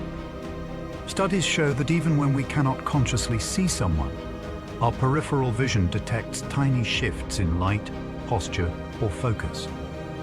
The amygdala reacts to these subtle cues and sends a jolt of alertness through the body. This mechanism protects us by anticipating social or physical threat, but in solitude it can misfire. The tick of a shadow, a whisper of movement, or the angle of a picture frame may awaken the same ancient circuit. The resulting chill along the spine feels supernatural, yet it is our oldest intuition stirring. The sensation of being watched is a biological echo of vigilance, proof that the body's wisdom often precedes awareness, and that instinct still listens when the eyes see nothing. The mind can link unrelated events to create meaningful patterns. Pattern recognition is one of the brain's greatest strengths and most seductive traps. From constellations to coincidences, we weave connection through the random to make sense of the world. This tendency, called apophenia, arises from the same neural networks that guide creativity and learning. It allows us to interpret faces, language, and cause and effect, but it also leads to superstition and conspiracy. When unrelated events align by chance, dopamine surges reward the feeling of discovery, reinforcing the pattern even if it is false. The result is a world rich with perceived intention. Some see divine messages, others hidden systems. Both spring from the same neural root. Pattern making is how the mind transforms chaos into story, and story into meaning. It is neither flaw nor miracle, but the creative heartbeat of consciousness itself. Quantum physics allows tiny events to be fundamentally unpredictable. At the subatomic level, nature refuses certainty. Particles exist in multiple potential states until observation collapses their probabilities into a single outcome. This randomness is not ignorance, but an intrinsic property of reality. Even with perfect information, the next result cannot be foreseen. Experiments with radioactive decay, photon polarization, and electron spin all confirm this unpredictability. To the human imagination, this boundary between knowing and not knowing feels mystical. Philosophers and physicists alike have wondered whether consciousness plays a role in determining which possibility becomes real. While evidence favors mathematics over mysticism, the awe remains. The universe runs on chance as well as law, and within that interplay lies creativity itself. From atomic uncertainty emerge galaxies, life, and thought. Randomness, rather than disorder, may be the source of everything that can ever surprise us. True randomness in nature is rare and often misunderstood as fate. Most events that appear random follow hidden patterns. Raindrops trace air currents, dice obey physics, and even mutations occur within statistical bounds. Perfect unpredictability exists only at quantum scales, where probabilities replace cause and effect. Yet to human perception, coincidence feels purposeful. The birth of two friends on the same day, or a song playing at a moment of grief, seems too precise for chance. Psychologists call this the narrative bias, the instinct to interpret randomness through story. This bias comforts us, turning chaos into pattern, fate, or destiny. The irony is that while randomness underlies existence, meaning gives it shape. Every coincidence reminds us of the partnership between order and imagination. In trying to find purpose, the mind reveals its deepest habit: to transform probability into poetry and chance into connection. Some haunted locations share geological features that amplify electromagnetic fields. Investigations into famous haunted sites often reveal unusual mineral deposits or geological structures beneath them. Limestone, basalt, and quartz can store and conduct weak electrical currents. Underground water or iron-rich soil further enhances local magnetic fluctuations. Sensitive individuals visiting such places report tingling sensations, disorientation, or feelings of presence. Instruments confirm irregular electromagnetic activity that may influence the brain's temporal lobes, regions tied to emotion and perception. These natural conditions could explain recurring legends of restless spirits. When the environment itself hums, the line between outer and inner perception blurs. What seems supernatural may be the earth speaking through physics. The discovery does not diminish mystery, it shifts it into a deeper register, reminding us that landscape and mind are connected through fields invisible, yet powerful enough to shape what we call haunting. Water sources under buildings can influence vibration and temperature. Flowing water carries kinetic and electrical energy. When streams run beneath structures, they can cause subtle temperature gradients and micro-vibrations that affect acoustics and comfort. Sensitive individuals might sense these changes as unease or presence.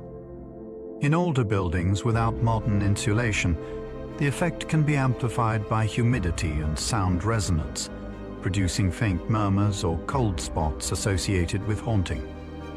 Studies in environmental psychology show that such variations can influence mood and attention, creating feelings of being observed or accompanied. Yet the explanation is entirely natural, the quiet physics of moving water interacting with stone and air. The same subterranean currents that cool rooms and echo through pipes once inspired stories of hidden spirits. In every case, the whisper of water reminds us that the earth is alive beneath our feet, endlessly moving, shaping atmosphere and imagination alike. Certain rocks emit weak luminescence when pressed or broken. Some minerals, such as quartz, calcite, and fluorite, release flashes of light when struck or stressed. This phenomenon, known as triboluminescence, occurs as crystal structures fracture and electrons recombine with gas molecules in the air.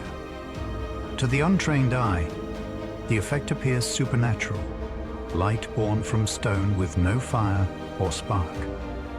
Explorers in caves and miners deep underground once told of glowing rocks that pulsed as if alive. Scientists later learned that mechanical energy could transform directly into light through this simple yet elegant process. Even knowing the cause, the sight retains its wonder. The glow of crushed crystals is a reminder that the physical world hides beauty within its structure, waiting for the smallest touch to reveal it. In every fragment lies potential radiance, the quiet echo of the forces that shape the stars. St. Elmo's fire can make metal objects glow like supernatural torches. During thunderstorms, strong electric fields can ionize air around pointed objects such as ship masts or church spires, causing a bluish flame to appear. Sailors once believed this ghostly glow was a guardian spirit protecting them from disaster. In truth, it is plasma formed when charged particles excite molecules in the atmosphere. The light can flicker and dance, clinging to metal like living fire, yet cool to the touch. The phenomenon was named for Saint Erasmus, patron of sailors, and remains one of nature's most haunting spectacles. Even with full scientific understanding, the experience of seeing St. Elmo's fire still carries a sense of blessing. It transforms fear into beauty, electricity into reverence, proving that knowledge does not banish wonder, but illuminates it with an even steadier glow. Radiation from granite can cause strange lights in dark conditions. Granite and other igneous rocks often contain trace amounts of radioactive minerals such as uranium and thorium. As these elements decay, they release energy that can excite nearby atoms, occasionally producing faint luminescence or ionization in air. In completely dark environments, the glow can appear as soft flashes or misty halos, easily mistaken for supernatural activity.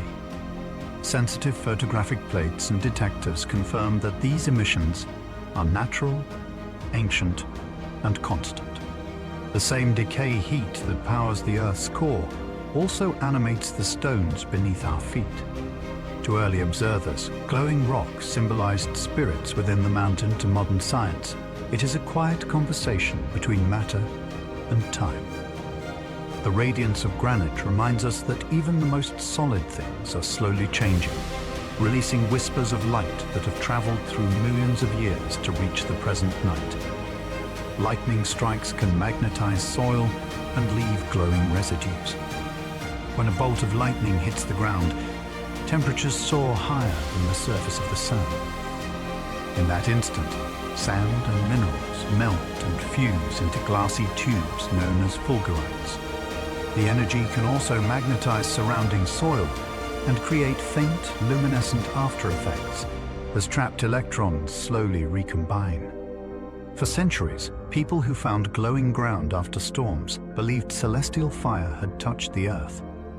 Modern instruments showed that the glow comes from ionized gases and minerals still releasing stored energy.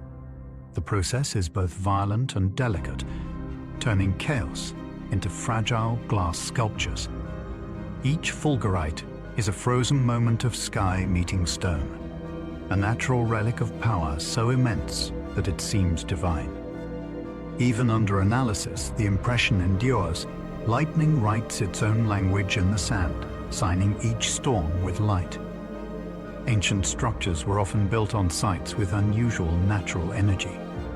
Many ancient temples and monuments stand on locations that coincide with geological fault lines, underground streams, or deposits of magnetite and quartz. Modern measurements show these areas emit subtle electromagnetic or seismic activity. Ancient builders may have chosen such places for practical reasons, such as stable ground or available material, or perhaps because people could feel something distinctive there. Standing stones that hum faintly in the wind, or caves that resonate with low frequencies, create sensations of reverence and awe. These effects likely contributed to myths of sacred energy or portals between worlds. Science now understands the physics behind them, Yet the intuition of early architects remains striking. They built where the earth spoke most clearly, translating vibration and resonance into architecture. The result is that many holy sites still feel alive, carrying within their stones the quiet pulse of the planet. Earthquake lights have been mistaken for otherworldly manifestations. Before and during seismic activity, witnesses sometimes report flashes, orbs, or sheets of light in the sky. These earthquake lights are caused by stress in rocks that releases electrical energy into the atmosphere. The glow can range from faint blue flickers to bright white flares, lasting several seconds. Recorded for centuries, they were once interpreted as divine warnings or spirits fleeing the ground. Only recently have geologists captured them on camera and correlated them with fault movement. The physics involves charged particles traveling along fractures and ionizing the air above. Though rare, the spectacle confirms that the planet's crust can behave like a colossal battery. Knowing this does not lessen its wonder. To see the Earth light itself from strain is to witness geology turned briefly into flame. A reminder that the living world holds beauty even in upheaval. Volcanic gases can create hazy halos around people at night. In volcanic regions, invisible emissions of sulfur and water vapor can scatter light from lamps or the moon, producing faint coronas that follow movement. Travelers once described glowing figures walking through mist near active vents, assuming they were spirits. In reality, the effect arises from microscopic droplets bending light through diffraction, much like halos around the sun. The gases can also ionize slightly under heat, intensifying the glow. Such sights remain uncanny, especially when combined with the low roar of the earth beneath. They remind us that perception is shaped by environment, and that nature itself performs illusions grander than any stage.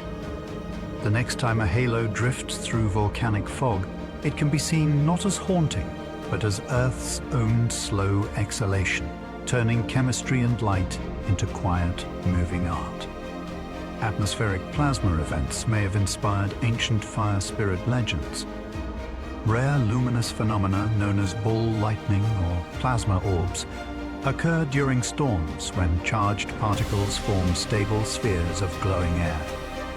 These orbs can float silently, pass through openings, and vanish with a soft pop or flash. Modern physics suggests they result from silicon vapor or electromagnetic fields sustaining ionized plasma for several seconds. To ancient observers, they were fire spirits, gods, or omens. Myths of wandering flames and sky lanterns trace back to the same spectacle. Even today, with instruments and equations, the events remain difficult to replicate, straddling the boundary between folklore and laboratory. Each appearance joins weather, energy, and imagination in a single moment. The fire that once frightened travelers now fascinates scientists, proving that the legends of light were never lies, only early descriptions of the same wonder we still chase with instruments instead of prayers. Many cultures describe spirits of the dead guarding specific landscapes. Across deserts, coasts, forests, and mountains, oral histories speak of ancestors who remain near particular cliffs, springs, or groves to watch over the living.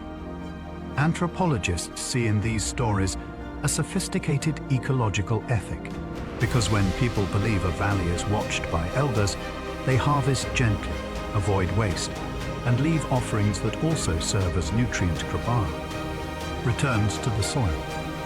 Psychology adds another layer, suggesting that grief and memory imprint certain places with heightened feeling, so that a ridge once crossed with a grandparent or a river once fished with a parent carries a steady pressure of presence.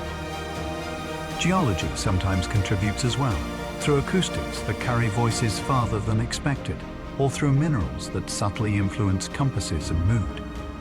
Whether explained by culture, mind, or rock, the experience produces real outcomes. Sacred hills remain forested.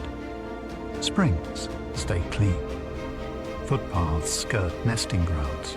What begins as reverence ends as practical conservation, turning remembrance into a living contract with the land. Shared hallucinations occur during group stress and suggestibility.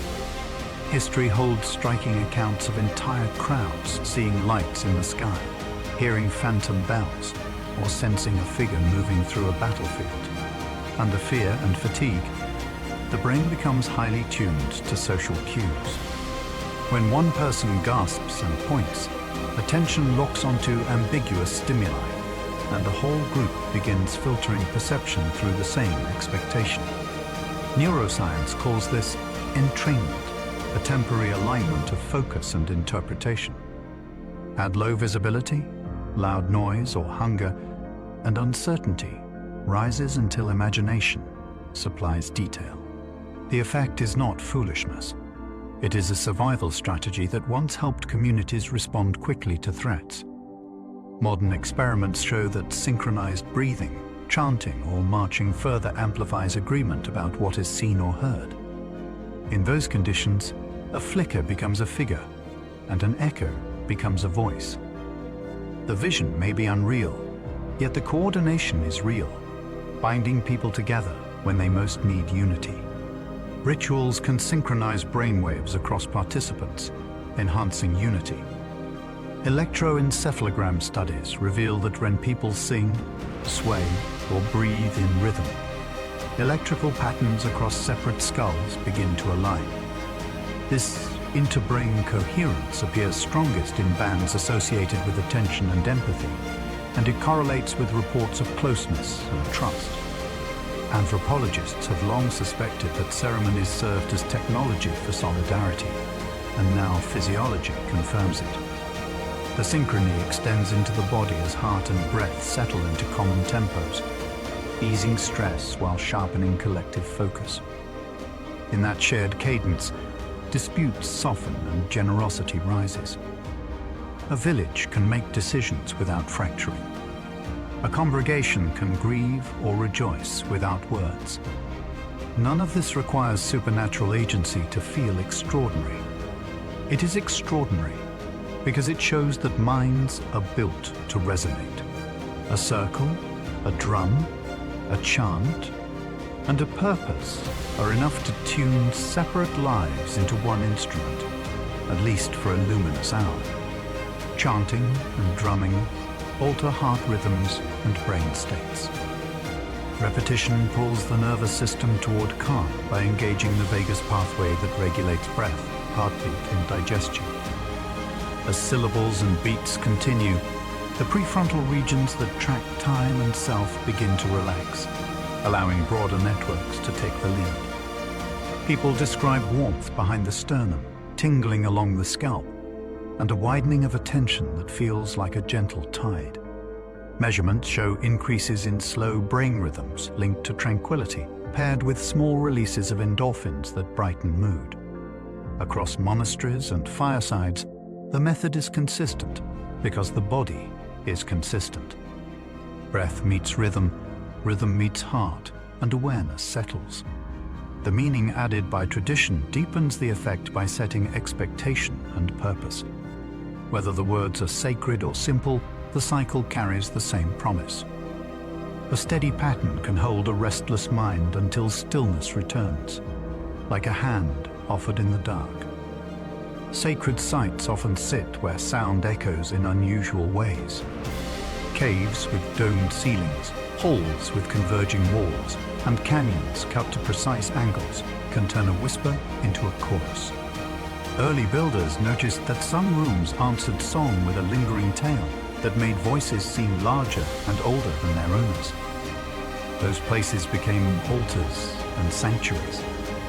Modern acousticians can map the reflections and identify the frequencies that ring, yet knowing the diagram does not drain the wonder.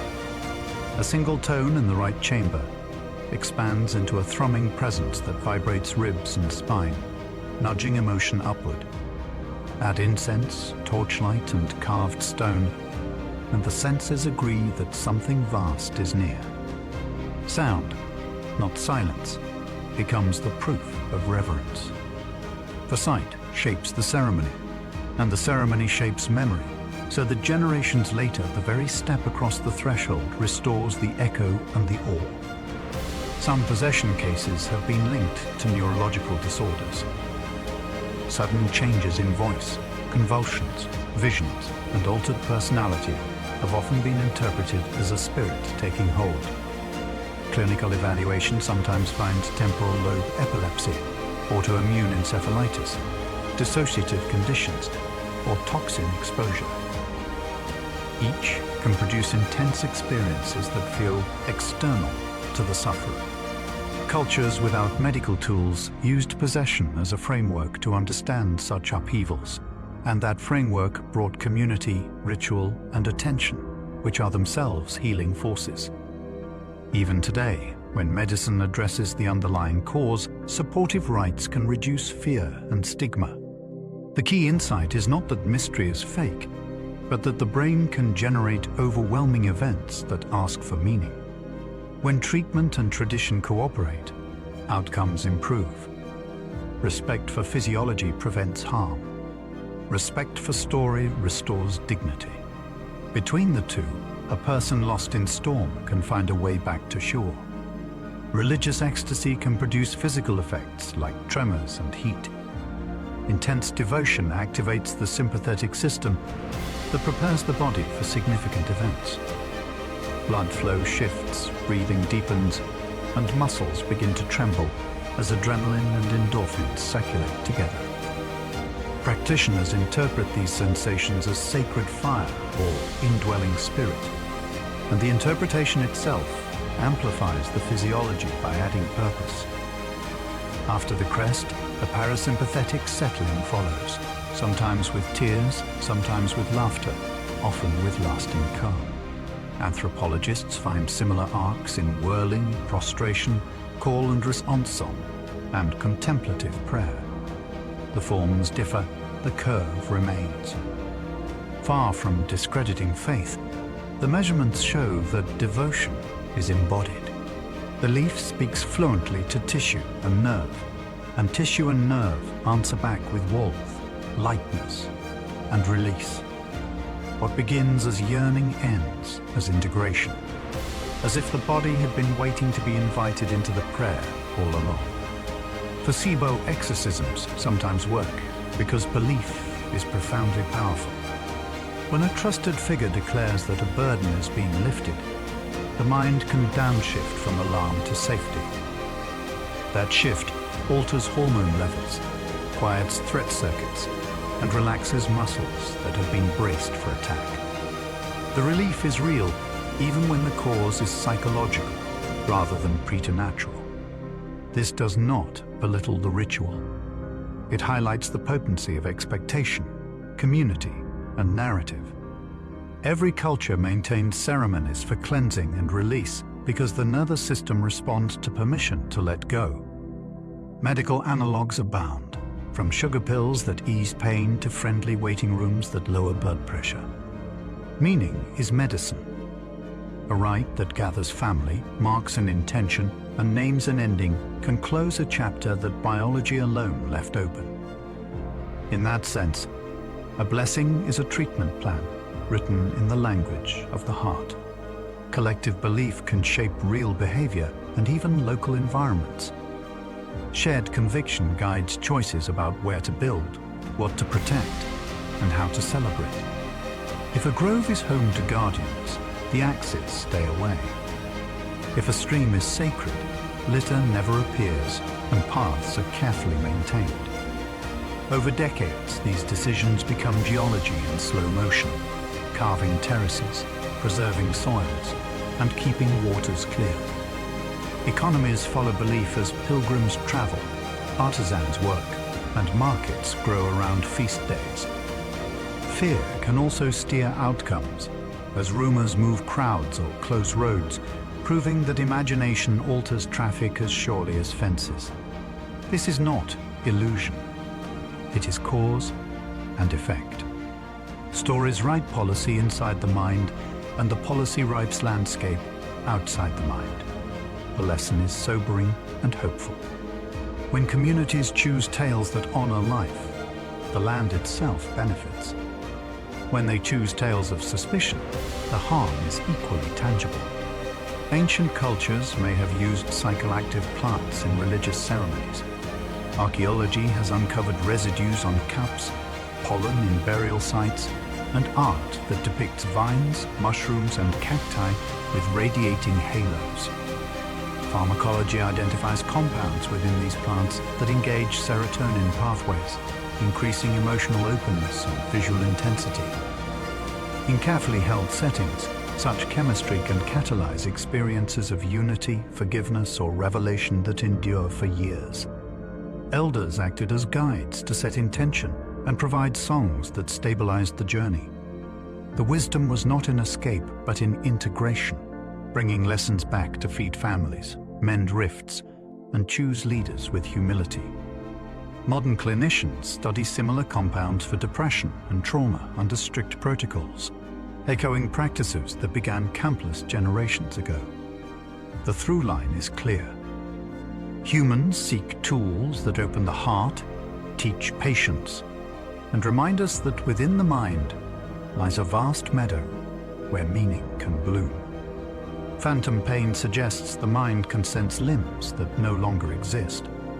After amputation, a person may feel itching toes, a clenched fist, or even cramps in a calf that is no longer there.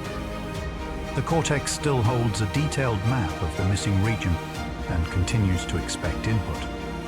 When neighboring zones take over the silent territory, mixed signals occur, and the brain interprets them as sensation from the absent part. Mirror therapy uses reflection to convince perception that movement is possible, reducing pain by reconciling expectation with new reality.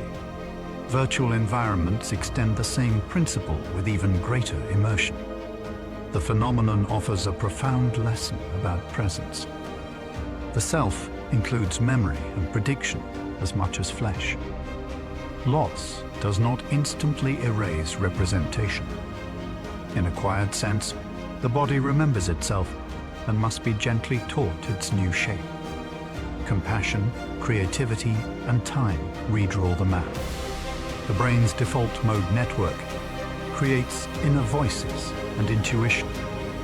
When we are at rest and not focused on a task, a constellation of regions becomes active, weaving personal narrative, daydreams, and imagined conversations. This network links the medial prefrontal cortex, posterior cingulate, and temporal areas into a storytelling engine that revisits the past and models the future. The thoughts that rise can feel like counsel from outside, because they arrive unbidden and carry emotional weight. Meditation quiets this system, which is why silence can feel peaceful and clear. Creativity often engages it, which is why a walk can solve a problem that stubborn effort could not. The private commentary that some call intuition is the product of memory meeting prediction. When we treat it with curiosity instead of blind obedience, it becomes a helpful companion rather than a tyrant, a soft guide shaped by everything we have lived. Vivid imagination activates the same areas as actual sensory input.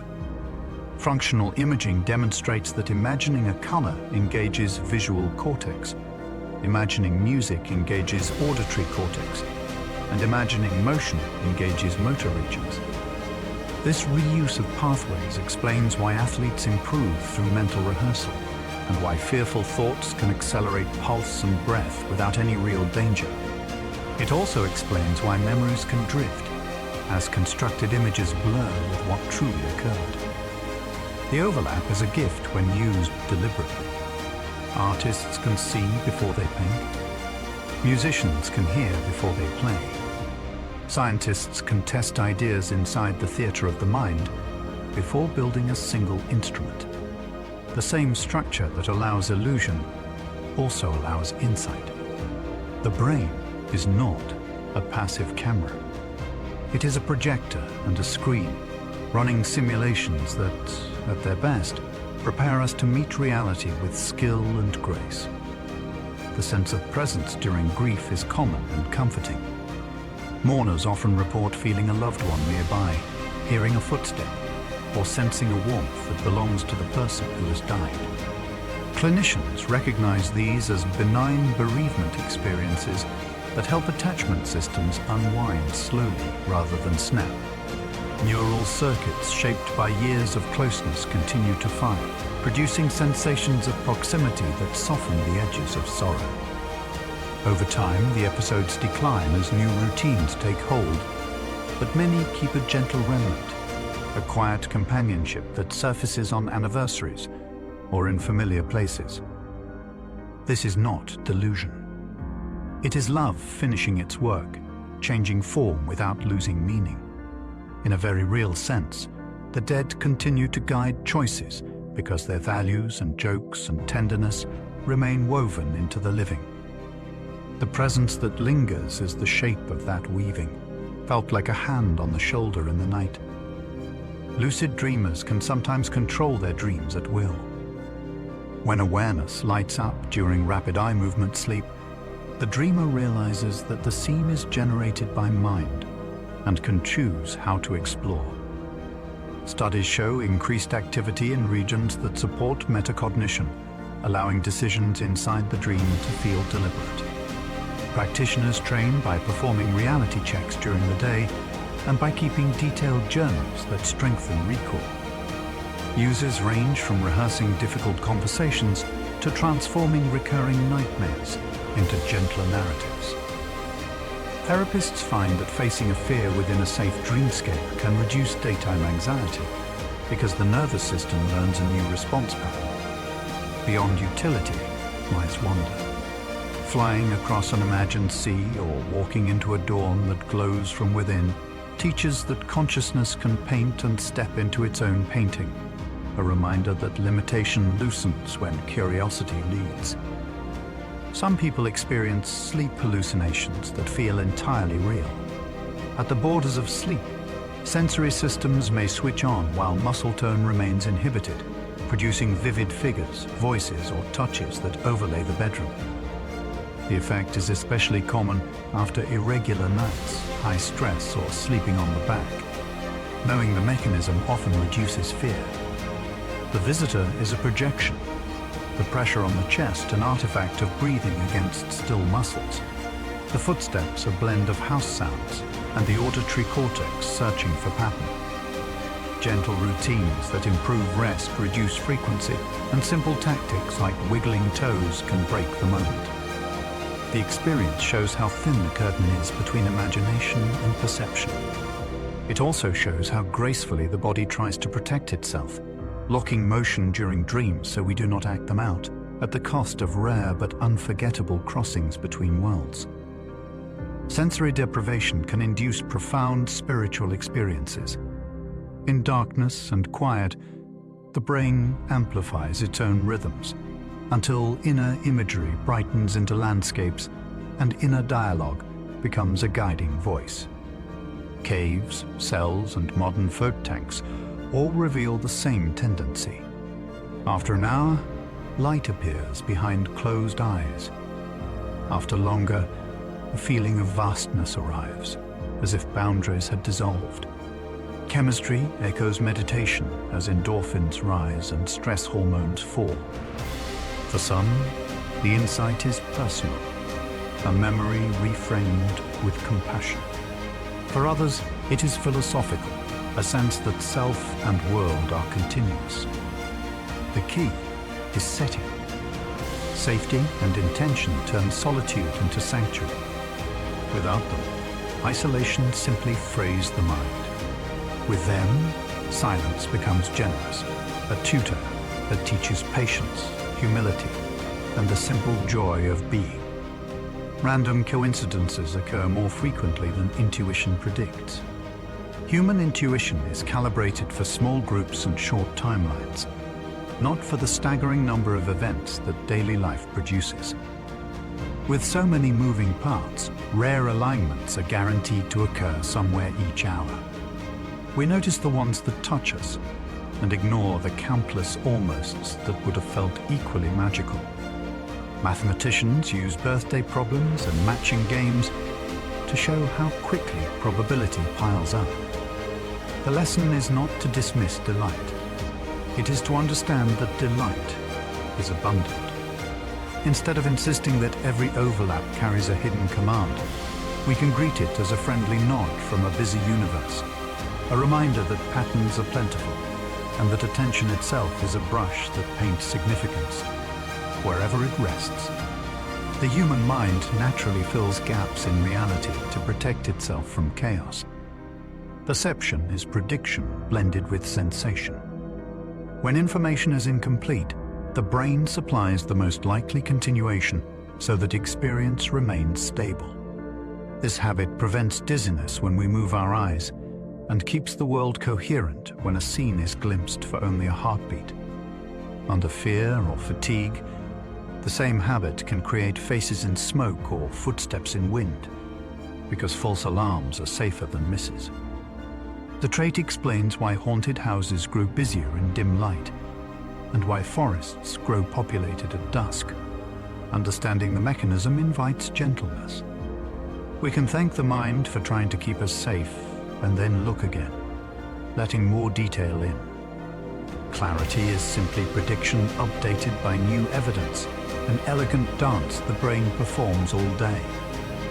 The supernatural may ultimately be a mirror reflecting how the mind creates meaning. Across the long conversation between science and story, mysteries often resolve into natural processes that are no less beautiful for being understood. What remains after each explanation is our impulse to interpret, to bridge facts with value, and to turn fear into purpose. Ghosts may become drafts and infrasound, omens may become probability, yet the desire to be guided and accompanied does not vanish. It shifts toward community, memory, and wonder. The mirror shows a meaning maker at work, layering symbol upon sensation until life feels held within a story. That act is not an error. It is a craft. When practiced with honesty and care, it produces art, ethics, and love. The unknown stays luminous, not because it hides spirits in every corner, but because awareness itself is a light that keeps finding new ways to shine. The night is still now, and the mysteries have settled like mist on the mind. You have drifted through the edges of science and wonder, where the visible world fades and the imagination begins to glow. The supernatural is not so distant from the natural.